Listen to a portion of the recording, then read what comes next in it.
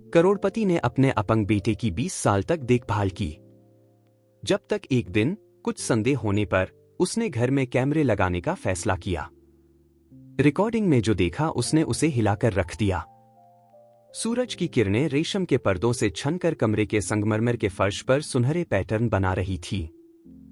राजेश कपूर 55 वर्षीय एक व्यवसायी अपने पेंटहाउस की 40वीं मंजिल की खिड़की से नीचे फैले शहर को चुपचाप देख रहा था।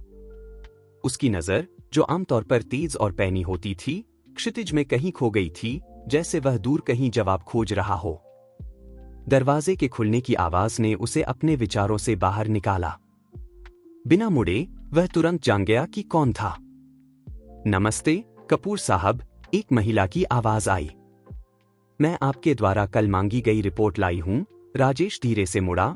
उसका चेहरा शांति का मुखौटा था जो उसके भीतर की तूफान को छिपा रहा था। धन्यवाद सीमा, उसने गंभीर आवाज में जवाब दिया। कृपया उन्हें डेस्क पर रख दें। सीमा शर्मा, जो पिछले एक दशक से उसकी निजी सहायक थी, पेशेवर ढंग से सिर हिलाया। 40 साल की उम्र में वह एक सुंदर और संयमित महिला थी, अपनी नौकरी के लिए एकदम सही। उसने दस्तावेजों को सागौन की लकड़ी के डेस्क पर रखा और जाने के लिए मुड़ी, लेकिन राजेश की आवाज ने उसे रोक दिया।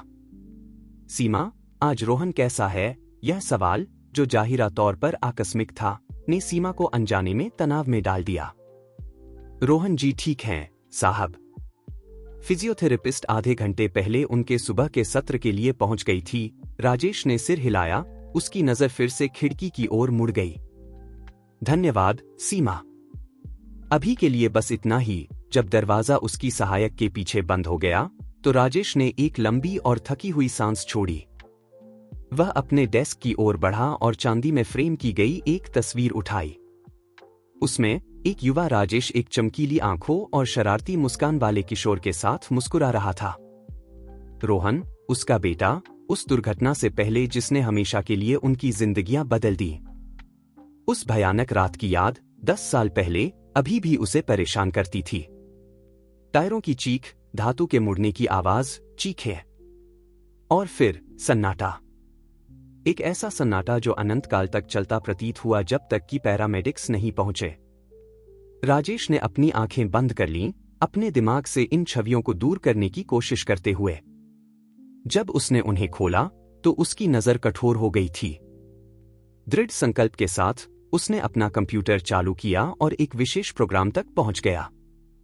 स्क्रीन पर कई विंडोज दिखाई दीं, प्रत्येक कपूर मैशन के विभिन्न क्षेत्रों को दिखा रही थी। उसकी आंखें एक विशेष पर केंद्रित हो गईं, रोहन का कमरा। वहां उसका 25 वर्षीय बेटा अपनी व्हीलचेयर पर बैठा था, जबकि फिजियोथेरेपिस्ट प्रिया नाम की एक युवा महिला उसके पैरों पर काम कर रही थी।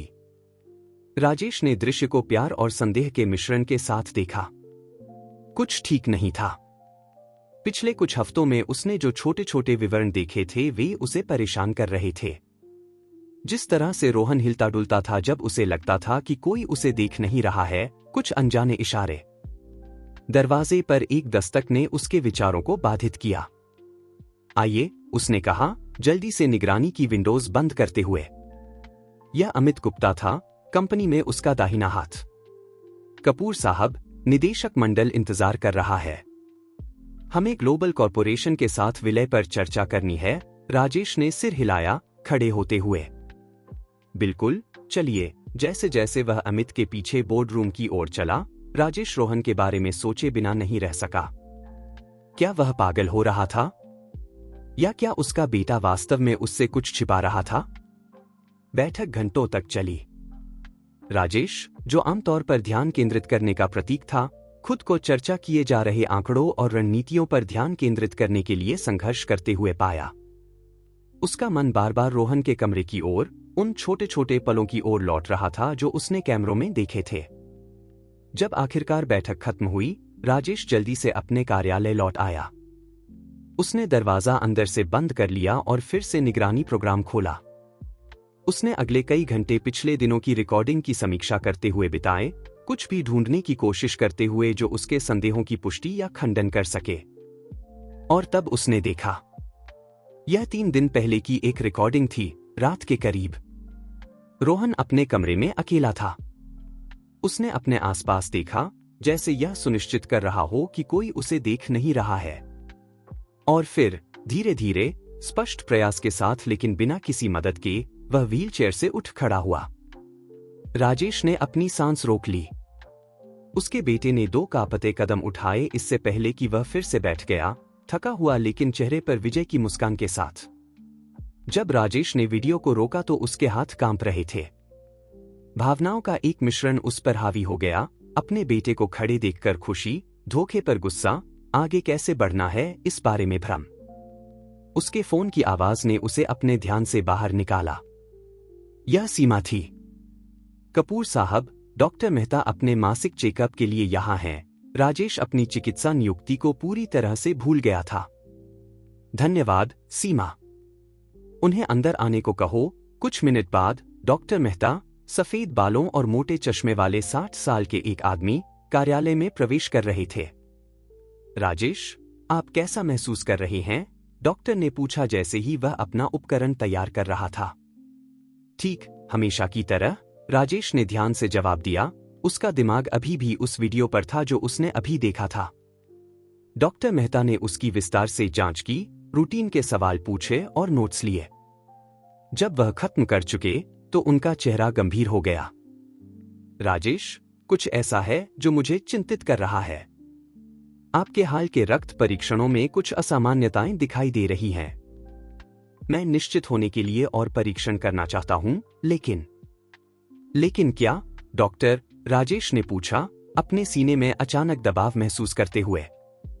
यह कुछ भी नहीं हो सकता है, लेकिन यह कुछ गंभीर भी हो सकता है। मैं सभी परिणाम मिलने तक कोई अनुमान नहीं लगाना चाहता। मैं आपको कल ही कुछ विशेष परीक्षण करवाने के लिए भेजूंगा। राजेश ने मशीनी रूप से सिर हिलाया, डॉक्टर को हाथ मिलाकर विदा करते हुए। जब वह अकेला रह गया तो वह अपनी कुर्सी पर गिर पड़ा, अभिभूत। कुछ ही घंटों में उसकी दुनिया उलट-पुलट हो गई थी। दिन का बाकी हिस्सा एक धुंध में बीता। राजेश ने अपनी बाकी प्रतिबद्धताओं को रद्द कर दिया और जल्दी ही मैंशन लौट आया। रात के खाने के दौरान उसने रोहन को नई नजरों से देखा, संकेतों की तलाश में, कोई भी सुराग जो उसने वीडियो में देखा था उसकी पुष्टि करे। रोहन अपनी ओर से सामान्य रूप से व्यवहार कर रहा था, चिकित्सकीय सिफारिश पर उसे परोसे जाने वाले कम नमक वाले भोजन की शिकायत कर रहा था और एक नई श्रृंखला के बारे में उत्साह से बात कर रहा था जो वह देख रहा था। पापा, आप ठीक तो हैं? रोहन ने एक पल में पूछा, अपने पिता के ध्यान भटकने को नोटिस करते हुए। आप पीले लग रहे हैं, राजेश ने एक मुस्कान को मजबूर किया। मैं ठीक हूं, बेटा। बस काम की वजह से थोड़ा थका हुआ हूं। उस रात राजेश सो नहीं सका। वह अपने बिस्तर पर करवटें बदलता रहा, उसका दिमाग विचारों और भावनाओं का भंवर था। एक तरफ यह जानकर खुशी थी कि उसका बेटा चल सकता था, भले ही थोड़ा। दूसरी ओर यह न जानने की पीड़ा कि रोहन इतनी महत्वपूर्ण बात को क्यों छिपा रहा था। और इस सब के ऊपर अपने स्वास्थ्य के बारे में चिंता का साया। अगली सुबह राजेश जल्दी उठा और डॉ. मेहता द्वारा आदेशित परीक्षणों के लिए अस्पताल गया। परिणामों का इंतजार करते हुए वह उस साम्राज्य के बारे में सोचे बिना नहीं रह सका जो उसने बनाया था, रोहन के बारे में, उन सभी चीजों के बारे में जो वह खो सकता था अगर खबरें बुरी होंगी। जब वह कार्यालय लौटा तो उसने सीमा को एक चिंतित अभिव्यक्ति के साथ उसका इंतजार करते हुए पाया। कपूर साहब, अमित जी का फोन आया था। वे कहते हैं कि आपसे तुरंत संपर्क करना जरूरी है। लगता है कि विलय के साथ कोई समस्या है। राजेश ने गहरी सांस ली। समस्याएं बढ़ती जा रही थीं। वह अपने कार्यालय में बंद हो गया और अमित को फोन किया। राजेश, अमित की आवाज तनावपूर्ण सुनाई दी, ग्लोबल कॉर्पोरेशन पीछे हट रहा है। वे कहते हैं कि उन्हें हमारे प्रतियोगी से बेहतर प्रस्ताव मिला है। क्या? यह कैसे संभव है? राजेश ने महसूस किया कि उसका सिर चकरा रहा है। यह विलय कंपनी के भविष्य के लिए महत्वपूर्ण था। मुझे नहीं पता, लेकिन हमें जल्दी कार्रवाई करने की जरूरत है। मैंने आज शाम के लिए एक आपातकालीन बैठक बुलाई है। राजेश ने फोन रख दिया, खुद को अभिभूत महसूस करते हुए। उस पल में उसकी नजर रोहन की तस्वीर पर पड़ी। एक विचार उसके मन में आने लगा। अगर उसका बेटा चल सकता है, भले ही थोड़ा, तो शायद यह समय था कि वह कंपनी में कुछ जिम्मेदारियां संभाले। दृढ़ संकल्प के साथ उसने सीमा को बुलाया। सीमा, कृपया रोहन से कहो कि मैं उसे आज शाम अपने कार्यालय में देखना चाहता हूं। यह महत्वपूर्ण है। घंटे धीरे धीरे बीते। राजेश आपातकालीन बैठक की तैयारी और रोहन के साथ बातचीत को कैसे संभालना है, इन दोनों के बीच झूलता रहा। जब आखिरकार समय आया, तो उसने व्हीलचेयर की परिचित आवाज सुनी जो गलियारे से आ रही थी। रोहन कार्यालय में प्रवेश किया। उसके चेहरे पर जिज्ञासा और हल्की चिंता का मिश्रण था। पापा, क्या हुआ? सीमा ने कहा कि यह महत्वपूर्ण है। राजेश ने अपने बेटे को देखा, एक पल के लिए संदेह करते हुए। क्या उसे सीधे सामना करना चाहिए या उसे खुद स्वीकार करने का मौका देना चाहिए? रोहन, उसने शुरू किया, एक अप्रत्यक्ष दृष्टिकोण चुनते हुए, मैं सोच रहा था, तुम कंपनी से लंबे समय से दूर रहे हो। मुझे लगता है कि यह समय आ गया है कि तुम अधिक शामिल हो। रोहन के चेहरे पर आश्चर्य स्पष्ट था। मैं? लेकिन पापा, आप जानते हैं कि मैं नहीं कर सकता। मेरी स्थिति, तुम्हारी स्थिति कोई बाधा नहीं होनी चाहिए, राजेश ने बीच में टोका, अपने बेटे की प्रतिक्रिया को ध्यान से देखते हुए।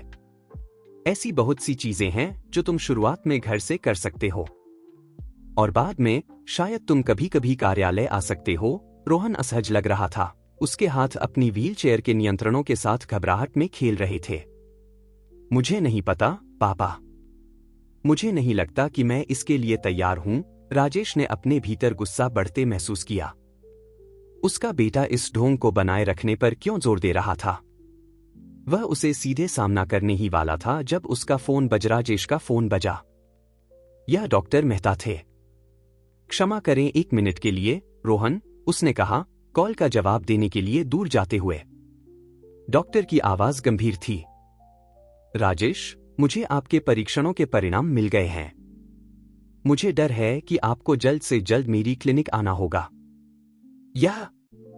यह महत्वपूर्ण है। राजेश ने अपनी पीठ पर एक कंपकंपी महसूस की। मैं समझता हूं, डॉक्टर। मैं 1 घंटे में वहां होऊंगा। जब उसने फोन रखा, तो उसे रोहन की चिंतित नजर मिली। सब ठीक है, पापा। एक पल के लिए राजेश ने अपने बेटे को सब कुछ बताने पर विचार किया। अपने संदेहों के बारे में, अपने स्वास्थ्य के बारे में। लेकिन कुछ ने उसे रोक दिया।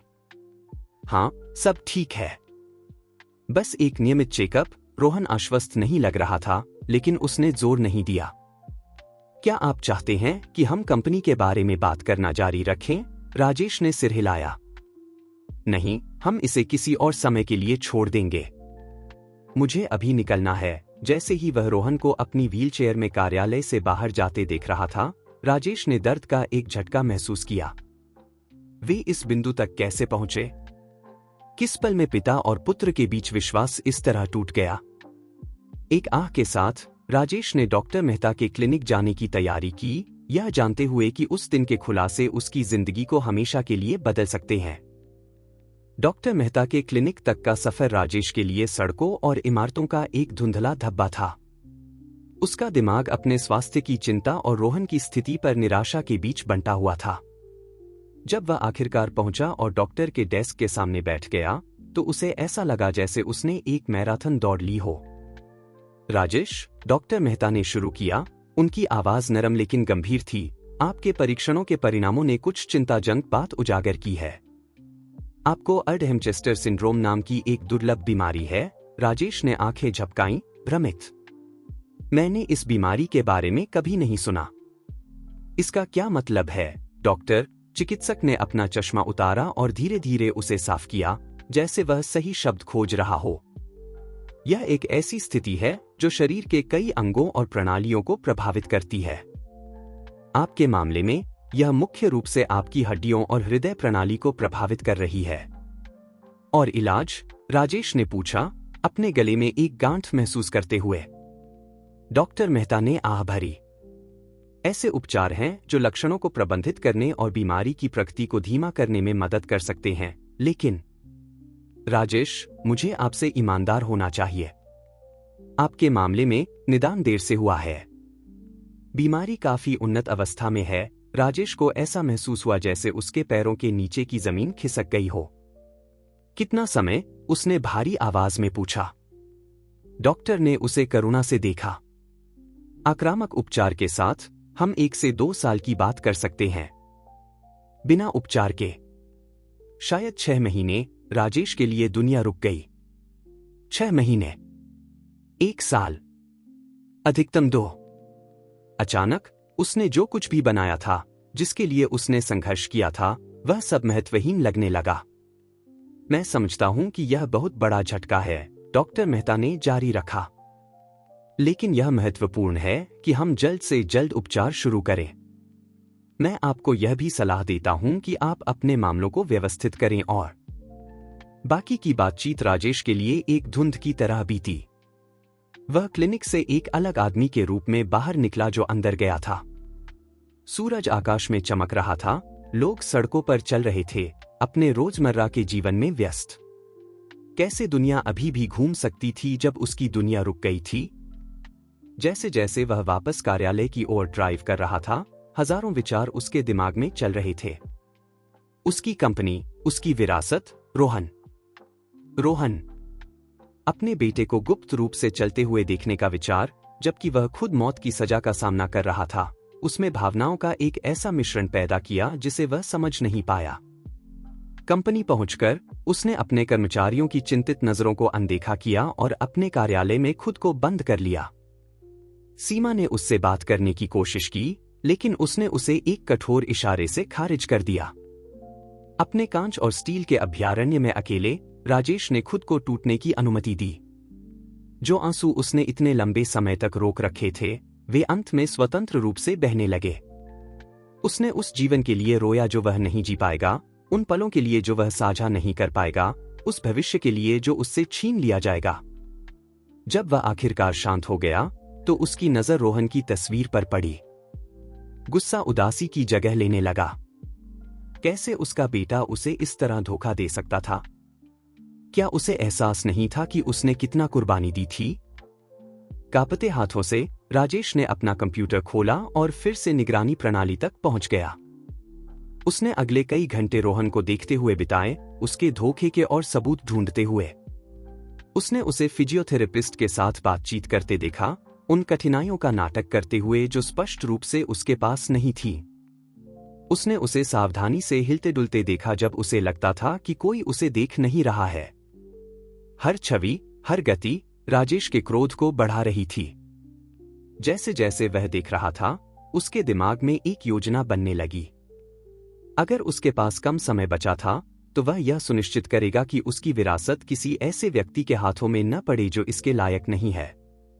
उसके फोन की आवाज ने उसे उसके अंधेरे विचारों से बाहर निकाला। यह अमित था। राजेश, तुम कहां हो? निदेशक मंडल इंतजार कर रहा है। हमें विलय के बारे में एक निर्णय लेने की जरूरत है। राजेश ने घड़ी देखी। उसने समय का एहसास खो दिया था। मैं आ रहा हूं, उसने सूखे स्वर में जवाब दिया, जवाब की प्रतीक्षा किए बिना फोन रख दिया। बाहर निकलने से पहले उसने स्क्रीन पर एक आखिरी नजर डाली। रोहन बगीचे में था, माली के साथ हंस रहा था। अपने बेटे की छवि, जो प्रत्यक्ष रूप से निश्चिंत था जबकि वह एक मौत की सजा से जूझ रहा था, वह अंतिम बूंद थी जिसने गिलास को भर दिया। जब तक तुम कर सकते हो इसका आनंद लो, राजेश ने बुदबुदाया। चीजें बदलने वाली हैं। इस मौन वादे के साथ राजेश बोर्डरूम की ओर चल पड़ा। जैसे जैसे वह चल रहा था, उसका दिमाग पूरी गति से काम कर रहा था। विलय, उसकी बीमारी, रोहन का धोखा, सब कुछ निर्णयों और परिणामों के एक जटिल ताने बाने में गुंथा हुआ था।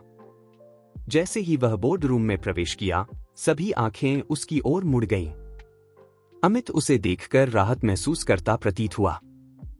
सज्जनों, राजेश ने शुरू किया, उसकी आवाज आंतरिक हलचल के बावजूद दृढ़ थी। मैं समझता हूं कि हम विलय के साथ एक महत्वपूर्ण स्थिति में हैं। लेकिन एक निर्णय लेने से पहले कुछ ऐसा है जो आपको जानना चाहिए। एक अपेक्षित सन्नाटा कक्ष में छा गया। राजेश ने एक गहरी सांस ली। मुझे व्यक्तिगत खबरें मिली हैं जो इस कंपनी के भविष्य को प्रभावित करेंगी। आने वाले महीनों में मुझे दैनिक संचालन में अपनी भागीदारी कम करने की राजेश ने जारी रखा। आने वाले महीनों में मुझे दैनिक संचालन में अपनी भागीदारी कम करने की आवश्यकता होगी। आश्चर्य और चिंता की सनसनाहट कमरे में फैल गई। अमित ने उसे भ्रम और चिंता के मिश्रण के साथ देखा। राजेश, क्या हो रहा है? उसने धीमी आवाज में पूछा। सवाल को अनदेखा करते हुए राजेश ने जारी रखा, इसी कारण से मैं तत्काल पुनर्गठन का प्रस्ताव करता हूं। अमित, उसने अपने दाहिने हाथ की ओर मुड़ते हुए कहा, अब से तुम कंपनी के निर्देशन में एक अधिक प्रमुख भूमिका निभाओगे। मुझे ग्लोबल कॉरपोरेशन के साथ स्थिति को संभालने के लिए तुम्हारे निर्णय पर भरोसा है। अमित के चेहरे पर आश्चर्य स्पष्ट था, लेकिन उसने दृढ़ता से सिर हिलाया। बिल्कुल राजेश, मैं अपनी क्षमता के अनुसार सब कुछ करूंगा। अगले 2 घंटों के दौरान राजेश ने देखा कि कैसे अमित ने विलय पर चर्चा का नेतृत्व किया। हालांकि उसका दिमाग वहां से दूर था। वह रोहन के बारे में सोच रहा था, उसका सामना कैसे करना है, कंपनी के साथ क्या करना है, अपने आखिरी महीनों को कैसे बिताना है। जब आखिरकार बैठक समाप्त हुई, राजेश कमरे में अकेला रह गया। अमित, जो आखिरी व्यक्ति था जो बाहर निकला, दरवाजे पर रुक गया। राजेश, उसने नरम आवाज में कहा, मुझे नहीं पता कि क्या हो रहा है, लेकिन अगर तुम्हें बात करने की जरूरत है। राजेश ने ऊपर देखा, अमित की चिंतित नजरों से मिलते हुए। एक पल के लिए उसने उसे सब कुछ बताने पर विचार किया, लेकिन कुछ ने उसे रोक दिया। धन्यवाद अमित। शायद किसी और समय, जब वह अकेला रह गया, राजेश ने अपना फोन निकाला और एक नंबर डायल किया जिसका उसने वर्षों से उपयोग नहीं किया था। हेलो, लाइन के दूसरी ओर से एक महिला की आवाज आई। अनुष्का, राजेश ने कहा। उसकी आवाज बमुश्किल एक फुसफुसाहट थी। मुझे तुमसे मिलने की जरूरत है। एक लंबा मौन रहा इससे पहले कि अनुष्का ने जवाब दिया। इतने सालों के बाद? राजेश, क्या हो रहा है? कृपया। राजेश की आवाज थोड़ी टूट गई। यह महत्वपूर्ण है। एक और मौन। अंत में अनुष्का ने आह भरी। ठीक है, हम कहाँ मिलें? उन्होंने शहर के बाहरी इलाके में एक छोटे से कैफे में मिलने का फैसला किया, एक ऐसी जगह जहां वे वर्षों पहले मिलते थे, जब उनका रिश्ता एक ऐसा राज था जिसे दोनों सावधानी से छिपाते थे। राजेश पहले पहुंचा। एक दूर के टेबल पर बैठे वह घबराहट से दरवाजे को देख रहा था। जब अनुष्का अंदर आई तो उसे ऐसा लगा जैसे समय पीछे चला गया हो। वर्षों के बावजूद वह अभी भी वही सुंदर और तीव्र नजरों वाली महिला थी जिसने उसे इतने समय पहले मोहित किया था। राजेश, अनुष्का ने कहा, उसके सामने बैठते हुए। बहुत समय हो गया। उसने सिर हिलाया, सही शब्द खोजने में असमर्थ। कैसे उसे सब कुछ समझाना था जो हो रहा था? अनुष्का, उसने आखिरकार शुरू किया, मैं जानता हूं कि हमारी कहानी जटिल है, लेकिन मुझे तुम्हारी मदद की जरूरत है। अनुष्का ने उसे जिज्ञासा और चिंता के मिश्रण के साथ देखा। क्या हो रहा है राजेश? तुम अलग दिख रहे हो। राजेश ने गहरी सांस ली और बोलना शुरू किया। उसने उसे अपनी बीमारी के बारे में बताया, रोहन और अपने संदेहों के बारे में, कंपनी के भविष्य के बारे में, अपने डर के बारे में। शब्द एक बाढ़ की तरह बह रहे थे। सब कुछ जो उसने इतने लंबे समय तक दबा रखा था उसे मुक्त कर रहा था।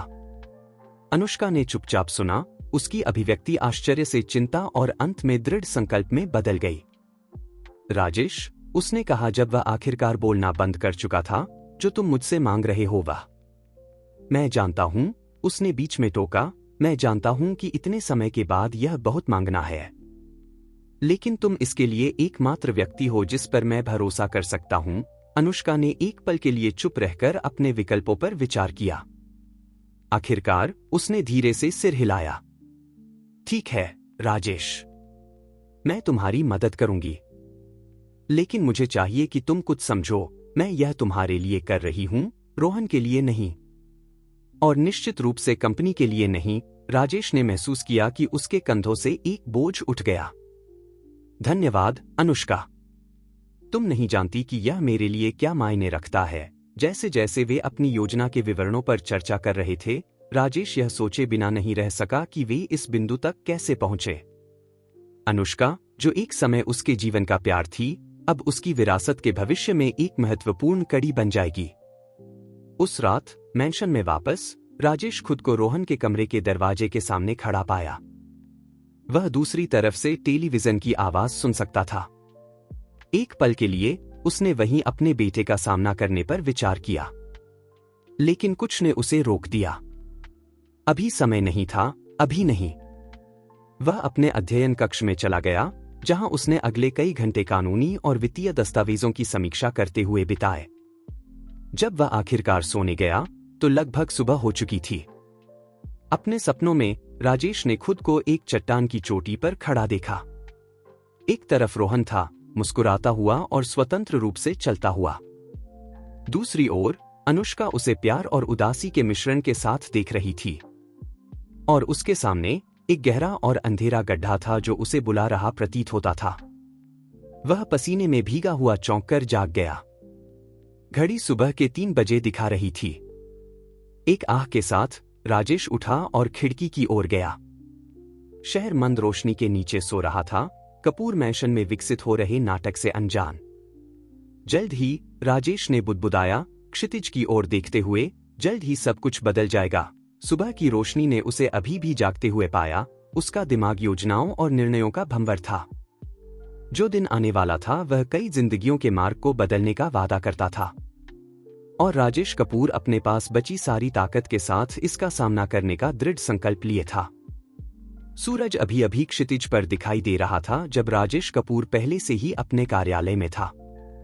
उसकी आंखों के नीचे की गहरी झुर्रियां एक और नींद रहित रात की गवाही दे रही थीं, लेकिन उसकी आंखों में एक अटूट दृढ़ संकल्प झलक रहा था। उसके डेस्क पर कानूनी दस्तावेजों का एक ढेर उसका ध्यान मांग रहा था। पदचाप की आवाज ने उसे अपने विचारों से बाहर निकाला। यह सीमा थी, उसकी वफादार सहायक, हाथ में कॉफी का एक कप लिए। सुप्रभात कपूर साहब, उसने कहा, कप को उसके सामने रखते हुए। मुझे उम्मीद नहीं थी कि आप इतनी जल्दी यहां होंगे, राजेश ने एक थकी हुई मुस्कान दी। बहुत कुछ करना है, सीमा। क्या तुम अमित से कह सकती हो कि जैसे ही वह पहुंचे मेरे कार्यालय में आए? सीमा ने सिर हिलाया, लेकिन जाने से पहले वह रुक गई। साहब, क्या सब ठीक है? आजकल आप अलग लग रहे हैं। एक पल के लिए राजेश ने उसे सच बताने पर विचार किया। आखिर सीमा इन सभी वर्षों में एक साधारण सहायक से कहीं अधिक रही थी, लेकिन रोहन के विश्वासघात की याद ने उसके दिल को कठोर कर दिया। सब ठीक है सीमा, बस कंपनी में कुछ बदलाव हो रहे हैं। चिंता करने की कोई बात नहीं। जब सीमा चली गई, राजेश ने फिर से दस्तावेजों पर ध्यान केंद्रित किया। उनमें से एक विशेष रूप से उभर कर सामने आया, उसकी वसीयत। कांपते हाथों से उसने कई अनुभागों में रोहन का नाम काटना शुरू कर दिया। जैसे जैसे वह काम कर रहा था, उसका मन अतीत में चला गया, रोहन की दुर्घटना के बाद के पहले दिनों में। उसने अस्पताल में जागकर बिताई रातों को याद किया, यह न जानने की पीड़ा कि क्या उसका बेटा कभी फिर से चल पाएगा। वे वादे जो उसने खुद से किए थे कि वह रोहन के लिए सबसे अच्छा जीवन सुनिश्चित करने के लिए जो कुछ भी संभव होगा करेगा। हम यहां तक कैसे पहुंचे, बेटा? उसने खुद से बुदबुदाया।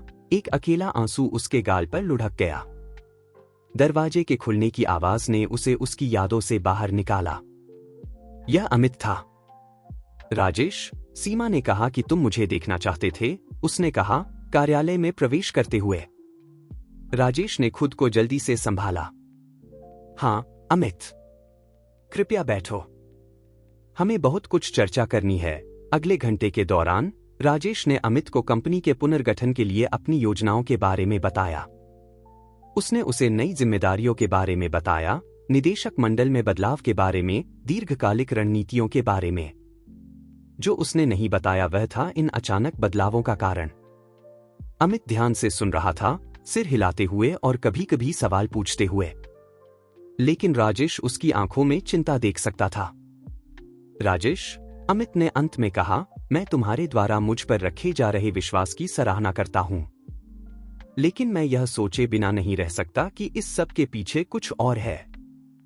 क्या तुम सुनिश्चित हो कि कुछ ऐसा नहीं है जो तुम मुझे बताना चाहते हो? राजेश उठा और खिड़की की ओर चला गया, अमित की ओर पीठ करके। कुछ चीजें हैं अमित, जिन्हें न जानना ही बेहतर है। अभी के लिए मुझ पर भरोसा रखो। जो कुछ भी मैं कर रहा हूं वह कंपनी के भले के लिए है। अमित ने धीरे से सिर हिलाया। मैं समझता हूं। तुम जानते हो कि तुम किसी भी चीज के लिए मुझ पर भरोसा कर सकते हो। जब अमित कार्यालय से बाहर निकला, राजेश ने खुद को एक पल की कमजोरी की अनुमति दी। वह अपनी कुर्सी पर भारी रूप से बैठ गया, अपने रहस्यों के बोझ से दबा हुआ। लेकिन विलाप के लिए समय नहीं था। उसके पास एक लंबित बैठक थी जो सब कुछ बदल सकती थी। उस दोपहर राजेश ने खुद को फिर से शहर के बाहरी इलाके के छोटे कैफे में पाया। अनुष्का पहले से ही वहां थी, हमेशा की तरह सुंदर, टेबल पर एक फोल्डर रखे हुए। क्या तुमने इसे हासिल कर लिया? राजेश ने बिना किसी भूमिका के पूछा। अनुष्का ने सिर हिलाया, फोल्डर को उसकी ओर सरकाते हुए। आसान नहीं था, लेकिन यहां सब कुछ है। चिकित्सा रिकॉर्ड, बिल, यहां तक कि कुछ तस्वीरें भी। अगर तुम्हारा संदेह सही है तो यह इसे साबित करेगा। राजेश ने कांपते हाथों से फोल्डर खोला। जैसे जैसे वह दस्तावेजों की समीक्षा कर रहा था, उसका चेहरा अविश्वास से क्रोध और अंत में गहरी उदासी में बदल गया। मैं यकीन नहीं कर सकता, उसने बुदबुदाया। इतने समय से। अनुष्का ने उसे चुपचाप देखा, उसके चेहरे पर करुणा और कुछ और का मिश्रण था। कुछ ऐसा जो राजेश समझ नहीं पाया। अब तुम क्या करोगे? उसने आखिरकार पूछा। राजेश ने फोल्डर को एक ठोस आवाज के साथ बंद कर दिया। वही जो मुझे बहुत पहले करना चाहिए था। सच्चाई का सामना करना। उस रात मैंशन में वापस राजेश सीधे रोहन के कमरे की ओर बढ़ा। बिना दस्तक दिए उसने दरवाजा खोल दिया। रोहन, जो अपनी व्हीलचेयर में टेलीविजन के सामने बैठा था, स्पष्ट रूप से चौंक गया। पापा! क्या? खेल खत्म हो गया है, रोहन, राजेश ने बीच में टोका, उसकी आवाज दबी हुई भावना से कांप रही थी। उसने फोल्डर को बिस्तर पर फेंक दिया। मैं सब कुछ जानता हूं। रोहन के चेहरे से रंग उड़ गया। एक पल के लिए ऐसा लगा जैसे वह सब कुछ नकारने वाला था, लेकिन उसके पिता की नजर में कुछ ने उसे रोक दिया। पापा, मैं समझा सकता हूं, उसने शुरू किया। उसकी आवाज मुश्किल से एक फुसफुसाहट थी। क्या समझाओगे? राजेश फट पड़ा। कैसे तुम वर्षों से मुझसे झूठ बोल रहे हो? कैसे तुम अपना जीवन बर्बाद कर रहे हो, एक विकलांगता का नाटक करते हुए जो अब तुम्हारे पास नहीं है? रोहन ने नजरें झुका लीं, अपने पिता की आंखों में देखने में असमर्थ। यह इतना सरल नहीं है।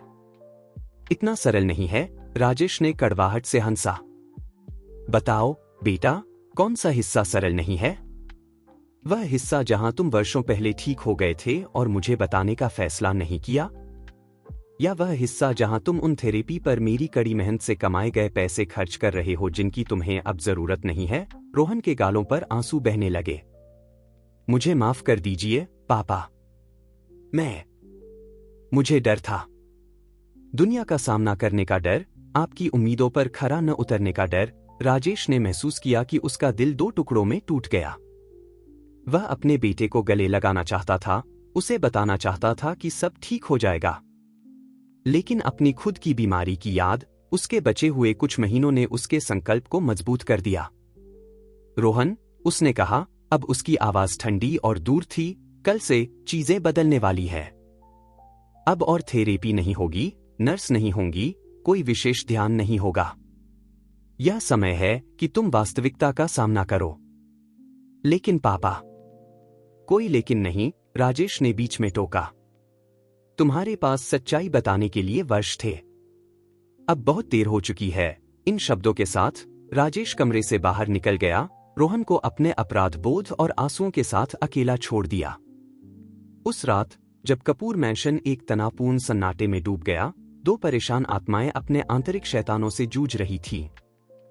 रोहन अपने कमरे में बंद, वर्षों में पहली बार अपने कार्यों की वास्तविकता का सामना कर रहा था। राजेश अपने अध्ययन कक्ष में, राजेश अपने अध्ययन कक्ष में उन दस्तावेजों पर तेजी से काम कर रहा था जो उसके परिवार और कंपनी के भविष्य को बदल देंगे।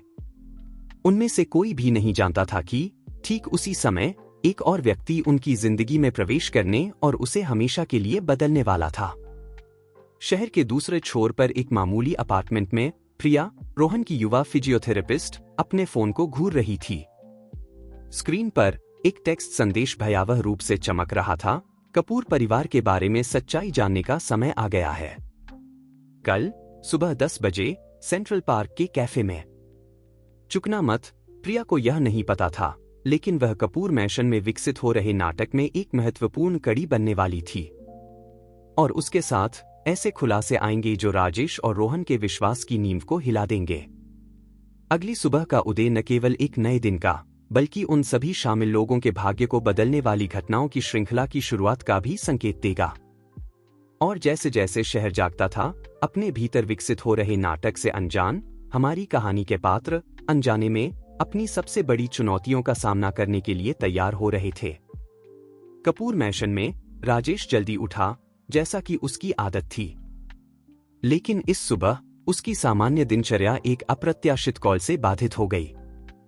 हेलो, उसने जवाब दिया, उसकी आवाज अभी भी नींद से भारी थी। राजेश, मैं अनुष्का हूं। मुझे तुमसे तुरंत मिलने की जरूरत है। कुछ ऐसा सामने आया है जो सब कुछ बदल देता है। अनुष्का के स्वर ने राजेश को तुरंत सतर्क कर दिया। क्या हो रहा है? क्या यह संबंधित है? फोन पर नहीं, अनुष्का ने बीच में टोका। 1 घंटे में हमेशा की जगह पर मिलो। इससे पहले कि राजेश जवाब दे पाता, अनुष्का ने फोन काट दिया। निराशा की एक आह के साथ उसने कपड़े पहनना शुरू किया। भाग्य उनके लिए क्या नया मोड़ ला रहा था? इस बीच अपने कमरे में रोहन खिड़की से बाहर देख रहा था। उसकी आंखें रात भर रोने से लाल और सूजी हुई थीं। अपने पिता के साथ झड़प ने उसे तबाह कर दिया था, लेकिन साथ ही मुक्त भी किया था। वर्षों में पहली बार वह झूठ के बोझ से मुक्त महसूस कर रहा था। दृढ़ संकल्प के साथ वह व्हीलचेयर से उठा और कुछ डगमगाते कदम उठाए। यह समय था सच्चाई का सामना करने का, न केवल अपने पिता के साथ, बल्कि दुनिया के साथ भी। जो रोहन नहीं जानता था वह यह था कि उसके कार्य कई जिंदगियों के मार्ग को बदलने वाली घटनाओं की श्रृंखला को गति देने वाले थे, जिसमें उसकी अपनी भी शामिल थी। जैसे जैसे सूरज आकाश में ऊपर चढ़ रहा था, शहर को रोशन करता हुआ, हमारी कहानी के पात्र अनजाने में एक ऐसे अभिसरण बिंदु की ओर बढ़ रहे थे जो सब कुछ बदल देगा। और इस सब के केंद्र में एक ऐसा रहस्य था जो वर्षों से छिपा हुआ था, सही समय की प्रतीक्षा करता हुआ सामने आने के लिए। सेंट्रल पार्क का कैफे उस सुबह गतिविधि से भरा हुआ था। जल्दबाजी में ऑफिस जाने वाले कर्मचारियों और स्ट्रोलर वाली माताओं की भीड़ के बीच प्रिया घबराहट से इंतजार कर रही थी। उसकी नजर एक चेहरे से दूसरे पर जा रही थी, अपने रहस्यमय सूचना देने वाले की तलाश में। ठीक 10 बजे एक मध्यम आयु का आदमी उसके सामने आकर बैठ गया। बिना एक शब्द कहे उसने उसे एक मनीला लिफाफा सौंप दिया। जो कुछ भी आपको जानने की जरूरत है वह इसके अंदर है, आदमी ने धीमी आवाज में कहा। इसका बुद्धिमानी से उपयोग करें। इससे पहले कि प्रिया कोई सवाल पूछ पाती, आदमी चला गया था, भीड़ में खो गया था। कांपते हाथों से उसने लिफाफा खोला। जो उसने अंदर पाया उसने उसकी सांस रोक दी। इस बीच शहर के बाहरी इलाके के छोटे कैफे में राजेश और अनुष्का एक गहन बातचीत में व्यस्त थे। क्या तुम इसके बारे में निश्चित हो? राजेश ने पूछा। उसका चेहरा पीला पड़ गया था। अनुष्का ने गंभीरता से सिर हिलाया। पूरी तरह से। सबूत अकाट्य हैं। राजेश ने अपने चेहरे पर हाथ फेरा, इस नई जानकारी के महत्व से अभिभूत। हे भगवान, मैं इतना अंधा कैसे रह सकता था? सवाल अब यह है, अनुष्का ने कहा, आगे झुकते हुए, तुम इस जानकारी के साथ क्या करोगे? राजेश ने एक पल के लिए चुप रहकर सोचा। उसका दिमाग पूरी गति से काम कर रहा था। अंत में एक दृढ़ नजर के साथ उसने कहा, मैं वही करूंगा जो मुझे बहुत पहले करना चाहिए था। मैं सच्चाई का सामना करूंगा, चाहे जो भी परिणाम हो। जब राजेश और अनुष्का अपने अगले कदमों पर चर्चा कर रहे थे, कपूर मैंशन में रोहन ने एक फैसला लिया था। धीमे लेकिन सुनिश्चित कदमों के साथ वह सीढ़ियों से नीचे उतरा, अपनी व्हीलचेयर को पीछे छोड़ते हुए।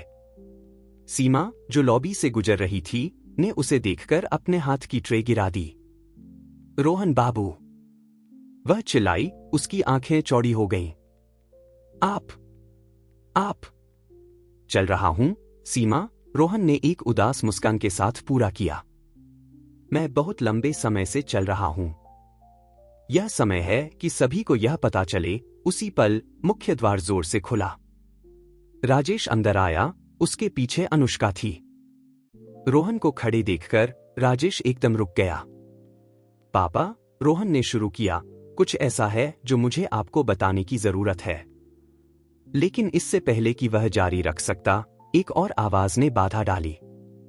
मुझे लगता है कि हम सभी को बहुत कुछ कहना है, प्रिया ने कहा। मैंशन में प्रवेश करते हुए मनीला लिफाफा उसके हाथ में था। जो सन्नाटा छाया वह कान फाड़ देने वाला था। उस पल कपूर मैंशन के लॉबी में 5 लोगों ने एक दूसरे को देखा। हर एक के पास अपने खुद के रहस्य थे। हर एक ऐसी सच्चाइयों का सामना करने के लिए तैयार था जो उनकी जिंदगियों को हमेशा के लिए बदल देंगी। और इस तरह दोपहर का सूरज खिड़कियों से अंदर आ रहा था, तनावपूर्ण और उम्मीद भरे चेहरों को रोशन करता हुआ। कपूर परिवार की कहानी का सबसे नाटकीय अध्याय शुरू हुआ। राजेश पहला था जिसने सन्नाटा तोड़ा। लगता है कि हम सभी के पास कुछ कहने को है, उसने कहा। उसकी आवाज भावनाओं से भरी हुई थी।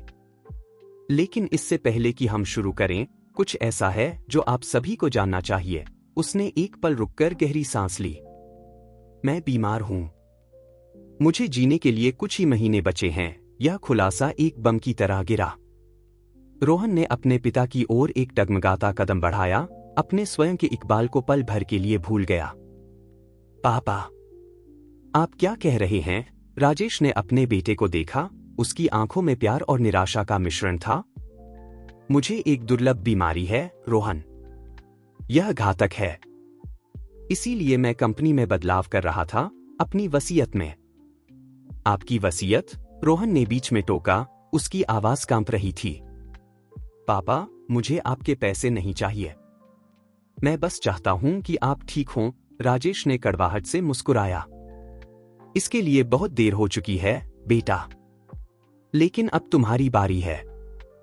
तुम मुझे क्या बताने वाले थे? रोहन ने अपने आसपास देखा, सभी की उम्मीद भरी नजरें देखी। एक आह के साथ उसने अपने कंधे सीधे किए। सच यह है कि मैं नाटक कर रहा था।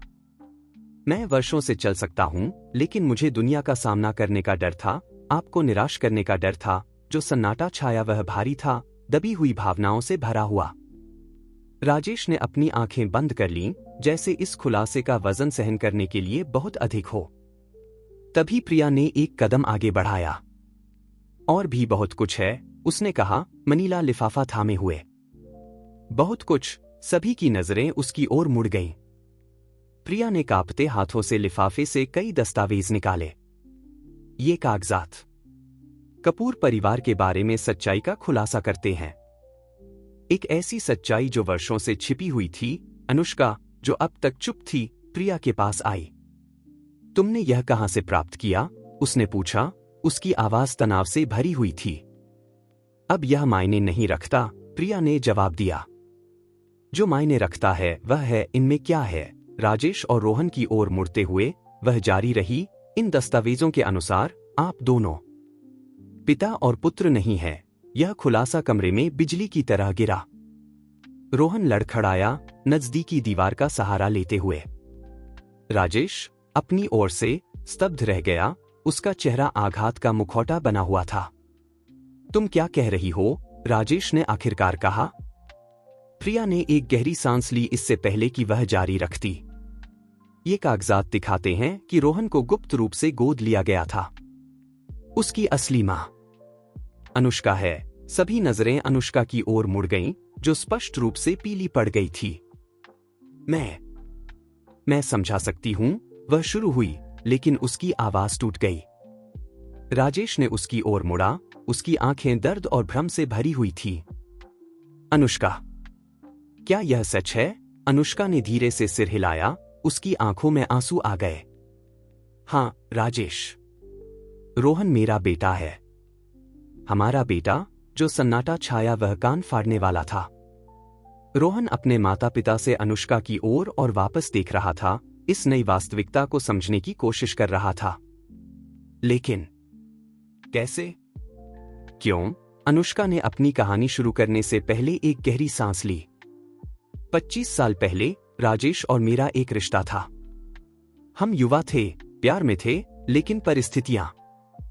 जब मुझे पता चला कि मैं गर्भवती हूं, राजेश पहले से ही किसी और महिला से मंगनी कर चुका था। तुम्हारी गोद ली हुई मां, रोहन, राजेश ने बीच में टोका, उसकी आवाज भावना से भरी हुई थी। मुझे नहीं पता था। अनुष्का बिना कुछ कहे चली गई। जब वह वर्षों बाद लौटी तो उसने कभी उल्लेख नहीं किया। मैं नहीं कर सकती थी, अनुष्का ने बाधा डाली। तब तक तुम रोहन को गोद ले चुके थे। मुझे लगा कि यह सबके लिए सबसे अच्छा होगा। रोहन, जो अब तक सब कुछ सदमे में सुन रहा था, आखिरकार अपनी आवाज पाई। तो मेरी पूरी जिंदगी एक झूठ रही है? नहीं बेटा, राजेश ने कहा उसके पास आते हुए। जो प्यार मुझे तुम्हारे लिए है वह असली है, हमेशा रहा है। प्रिया, जिसने अब तक यह सब चुपचाप देख रहा था, फिर से बोली। और भी है। ये दस्तावेज कपूर एंटरप्राइजेज के बारे में भी कुछ खुलासा करते हैं। राजेश ने उसकी ओर मुड़ा, उसका चेहरा थकावट और त्याग का मिश्रण था। और क्या हो सकता है? इसके अनुसार, प्रिया ने जारी रखा, कंपनी के अधिकांश शेयरों की वास्तविक मालिक अनुष्का है। यह नया खुलासा कमरे में बम की तरह गिरा। राजेश निकटतम कुर्सी पर गिर पड़ा, इस सारी जानकारी से अभिभूत हो गया। कैसे संभव है? अमित ने पूछा, जो पहली बार खुलासों की शुरुआत से बोल रहा था। अनुष्का ने एक कदम आगे बढ़ाया। जब मैंने राजेश को छोड़ा, मैं टूट गई थी। मेरे पिता, मुझे बचाने की कोशिश करते हुए, ने गुप्त रूप से कपूर एंटरप्राइजेज के बड़ी मात्रा में शेयर खरीद लिए। अपने मृत्यु शैया पर उन्होंने मुझे उन्हें विरासत में दिया, इस शर्त के साथ कि मैं उन्हें तब तक न मांगूं जब तक कि यह बिल्कुल आवश्यक न हो। राजेश ने उसे देखा, धोखे और समझ का मिश्रण उसकी आंखों में था। तुमने मुझे यह पहले क्यों नहीं बताया? क्योंकि मैं तुम्हें खुश देख रही थी, राजेश, अनुष्का ने जवाब दिया। मैं देख रही थी कि तुमने अपना जीवन कैसे बनाया था, कैसे तुम रोहन से प्यार करते थे। मैं उसे नष्ट नहीं करना चाहती थी। रोहन, जिसने इस सारी जानकारी को संसाधित कर रहा था, अचानक खड़ा हो गया।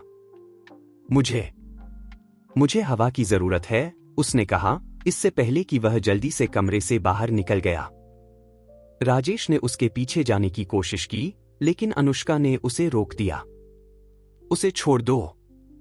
उसे इस सब को समझने के लिए समय की जरूरत है। सन्नाटा फिर से कमरे पर छा गया। हर व्यक्ति अपने विचारों और भावनाओं में खोया हुआ था। सोफिया थी जिसने आखिरकार सन्नाटा तोड़ा। कपूर साहब, उसने धीरे से कहा, अब क्या होगा? राजेश ने अपने आसपास देखा, उन लोगों की ओर जो वर्षों से उसके जीवन का हिस्सा रहे थे। उनमें से प्रत्येक ने एक राज छिपाया था, प्रत्येक ने झूठ और छिपी हुई सच्चाइयों के इस जटिल जाल में एक भूमिका निभाई थी। अब, उसने अंत में कहा, हम सच्चाई का सामना करेंगे, हम सभी।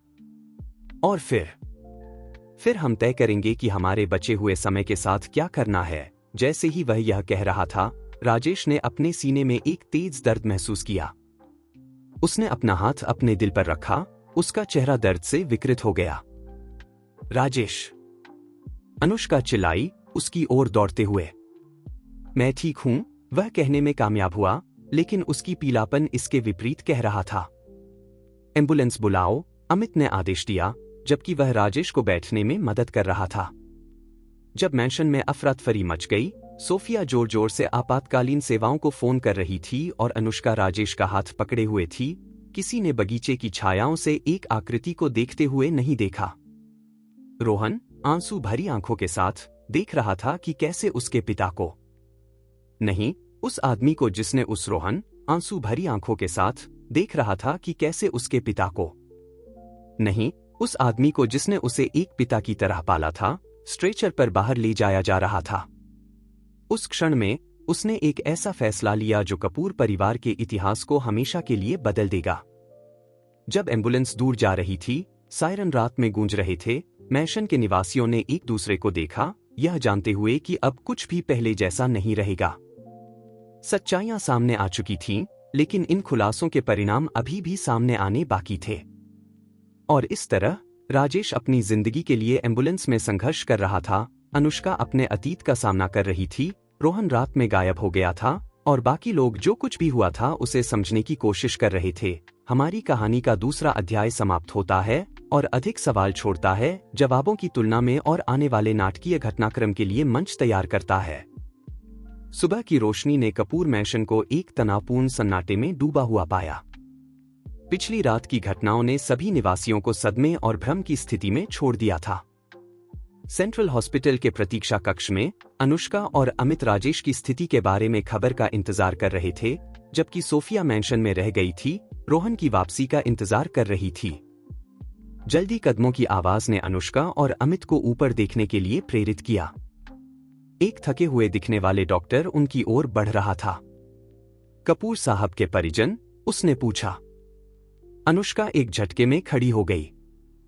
हाँ डॉक्टर। राजेश कैसा है? डॉक्टर ने उन्हें गंभीरता से देखा। कपूर साहब को एक गंभीर दिल का दौरा पड़ा है। हमने उन्हें स्थिर कर दिया है, लेकिन उनकी स्थिति नाजुक है। अगले 48 घंटे महत्वपूर्ण होंगे। अमित ने अनुष्का के कंधे पर हाथ रखा, जो टूटने के कगार पर लग रही थी। क्या हम उनसे मिल सकते हैं? उसने पूछा। इस समय वे गहन देखभाल में हैं। आप कुछ घंटों में उनसे संक्षेप में मिल सकेंगे, डॉक्टर ने जवाब दिया इससे पहले कि वह चला गया। अनुष्का कुर्सी पर गिर पड़ी, उसकी आंखें न बहाए गए आंसुओं से भरी हुई थीं। यह सब मेरी गलती है, वह बुदबुदाई। अगर मैंने इतने सारे राज न रखे होते। अमित ने उसे करुणा से देखा। अनुष्का, हम सभी ने गलतियां की हैं। अब जो महत्वपूर्ण है वह है राजेश के लिए एकजुट रहना। और रोहन के लिए। रोहन का नाम सुनकर दोनों ने एक चिंतित नजर का आदान प्रदान किया। युवक पिछली रात गायब हो गया था और किसी को नहीं पता था कि वह कहाँ है। इस बीच शहर के बाहरी इलाके के एक मामूली होटल में रोहन खिड़की से बाहर देख रहा था। उसका दिमाग विरोधाभासी भावनाओं और विचारों का भंवर था। उसने रात भर सड़कों पर बिना किसी लक्ष्य के चलते हुए बिताई थी। जो कुछ भी उसने जाना था उसे समझने की कोशिश कर रहा था। उसका फोन, जिसे उसने बंद रखा था, बिस्तर पर पड़ा था। एक आह के साथ उसने इसे चालू करने का फैसला किया। तुरंत ही संदेशों और मिस्ड कॉल्स की बाढ़ आ गई।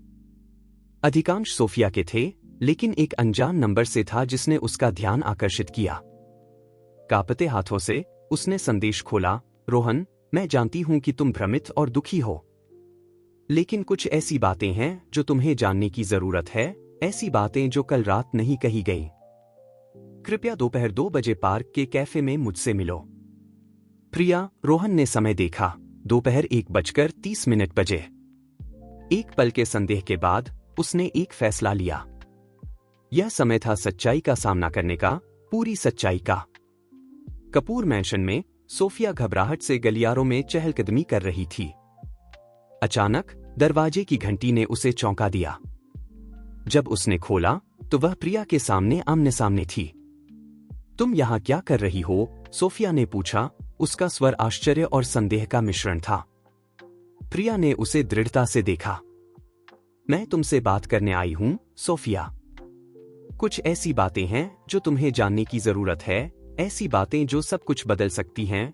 सोफिया ने एक पल के लिए संदेह किया, लेकिन अंत में उसे अंदर आने के लिए हट गई। ठीक है, लेकिन जल्दी करो। मैं अस्पताल से खबर का इंतजार कर रही हूं। जब सोफिया और प्रिया अध्ययन कक्ष में बात करने के लिए बंद हो गईं, अस्पताल में अनुष्का ने नर्सों को मना लिया था कि वे उसे राजेश से मिलने दें, भले ही कुछ मिनटों के लिए ही सही। वह गहन देखभाल कक्ष में अपने गले में दिल के साथ प्रवेश की। राजेश अचल पड़ा था, कई मशीनों से जुड़ा हुआ जो उसके जीवन संकेतों की निगरानी कर रही थी। अनुष्का पास आई और नाजुकता से उसका हाथ पकड़ लिया। ओह राजेश, वह फुसफुसाई, आंसू उसके गालों पर बह रहे थे। मुझे बहुत अफसोस है। मुझे इतने सालों तक सच्चाई छिपाने का अफसोस है। मुझे अफसोस है कि मैं और बहादुर नहीं थी और ईमानदार नहीं थी। वह रुकी, अपनी आवाज को नियंत्रित करने की कोशिश करते हुए। कृपया, तुम्हें ठीक होना होगा। रोहन को तुम्हारी जरूरत है। मुझे तुम्हारी जरूरत है। उस पल उसने अपने हाथ में एक हल्का दबाव महसूस किया। राजेश की आंखें धीरे धीरे खुलीं, मुश्किल से उस पर फोकस करते हुए। अनुष्का, वह बुदबुदाया, उसकी आवाज खुरदरी थी। राजेश, वह चिल्लाई, तुरंत नर्स को बुलाते हुए। जब डॉक्टर राजेश की जांच करने के लिए आए, अनुष्का को कमरे से बाहर निकाल दिया गया। गलियारे में उसकी मुलाकात अमित से हुई। वह जाग गया है, उसने कहा। राहत और चिंता का मिश्रण उसकी आवाज में था। अमित ने उसे गले लगाया, उसकी राहत साझा करते हुए। लेकिन उनका खुशी का क्षण उसके फोन की आवाज से बाधित हो गया। स्क्रीन पर नाम देखकर उसका चेहरा बदल गया। यह बैंक से है, उसने कहा, जवाब देने के लिए दूर जाते हुए। इस बीच पार्क के कैफे में रोहन घबराहट से प्रिया के आने का इंतजार कर रहा था। जब उसने उसे आते देखा तो उसने प्रत्याशा और भय का मिश्रण महसूस किया। आने के लिए धन्यवाद, प्रिया ने कहा, उसके सामने बैठते हुए। रोहन ने उसे एकटक देखा। तुम्हें मुझे क्या बताना था? प्रिया ने बोलने से पहले सांस ली। रोहन, कुछ ऐसा है जो कल रात सामने नहीं आया। कुछ तुम्हारे असली पिता के बारे में। युवक ने महसूस किया कि दुनिया रुक गई। तुम क्या कहना चाहती हो? क्या राजेश नहीं है? नहीं, प्रिया ने बीच में टोका। राजेश तुम्हारे जैविक पिता हैं। लेकिन इस कहानी में और भी बहुत कुछ है जितना तुम सोचते हो। जैसे जैसे प्रिया पूरी सच्चाई का खुलासा करना शुरू कर रही थी, कपूर मैंशन में सोफिया बढ़ती हुई आश्चर्य के साथ दूसरी प्रिया के शब्द सुन रही थी। तो इतने समय से? सोफिया ने बुदबुदाया, जानकारी को समझने की कोशिश करते हुए। प्रिया ने सिर हिलाया। हाँ, मैं गुप्त रूप से सच्चाई का पता लगाने के लिए काम कर रही थी। लेकिन और भी है, सोफिया। बहुत कुछ। अस्पताल में अमित पीले चेहरे के साथ लौटा। अनुष्का, हमारे पास एक समस्या है।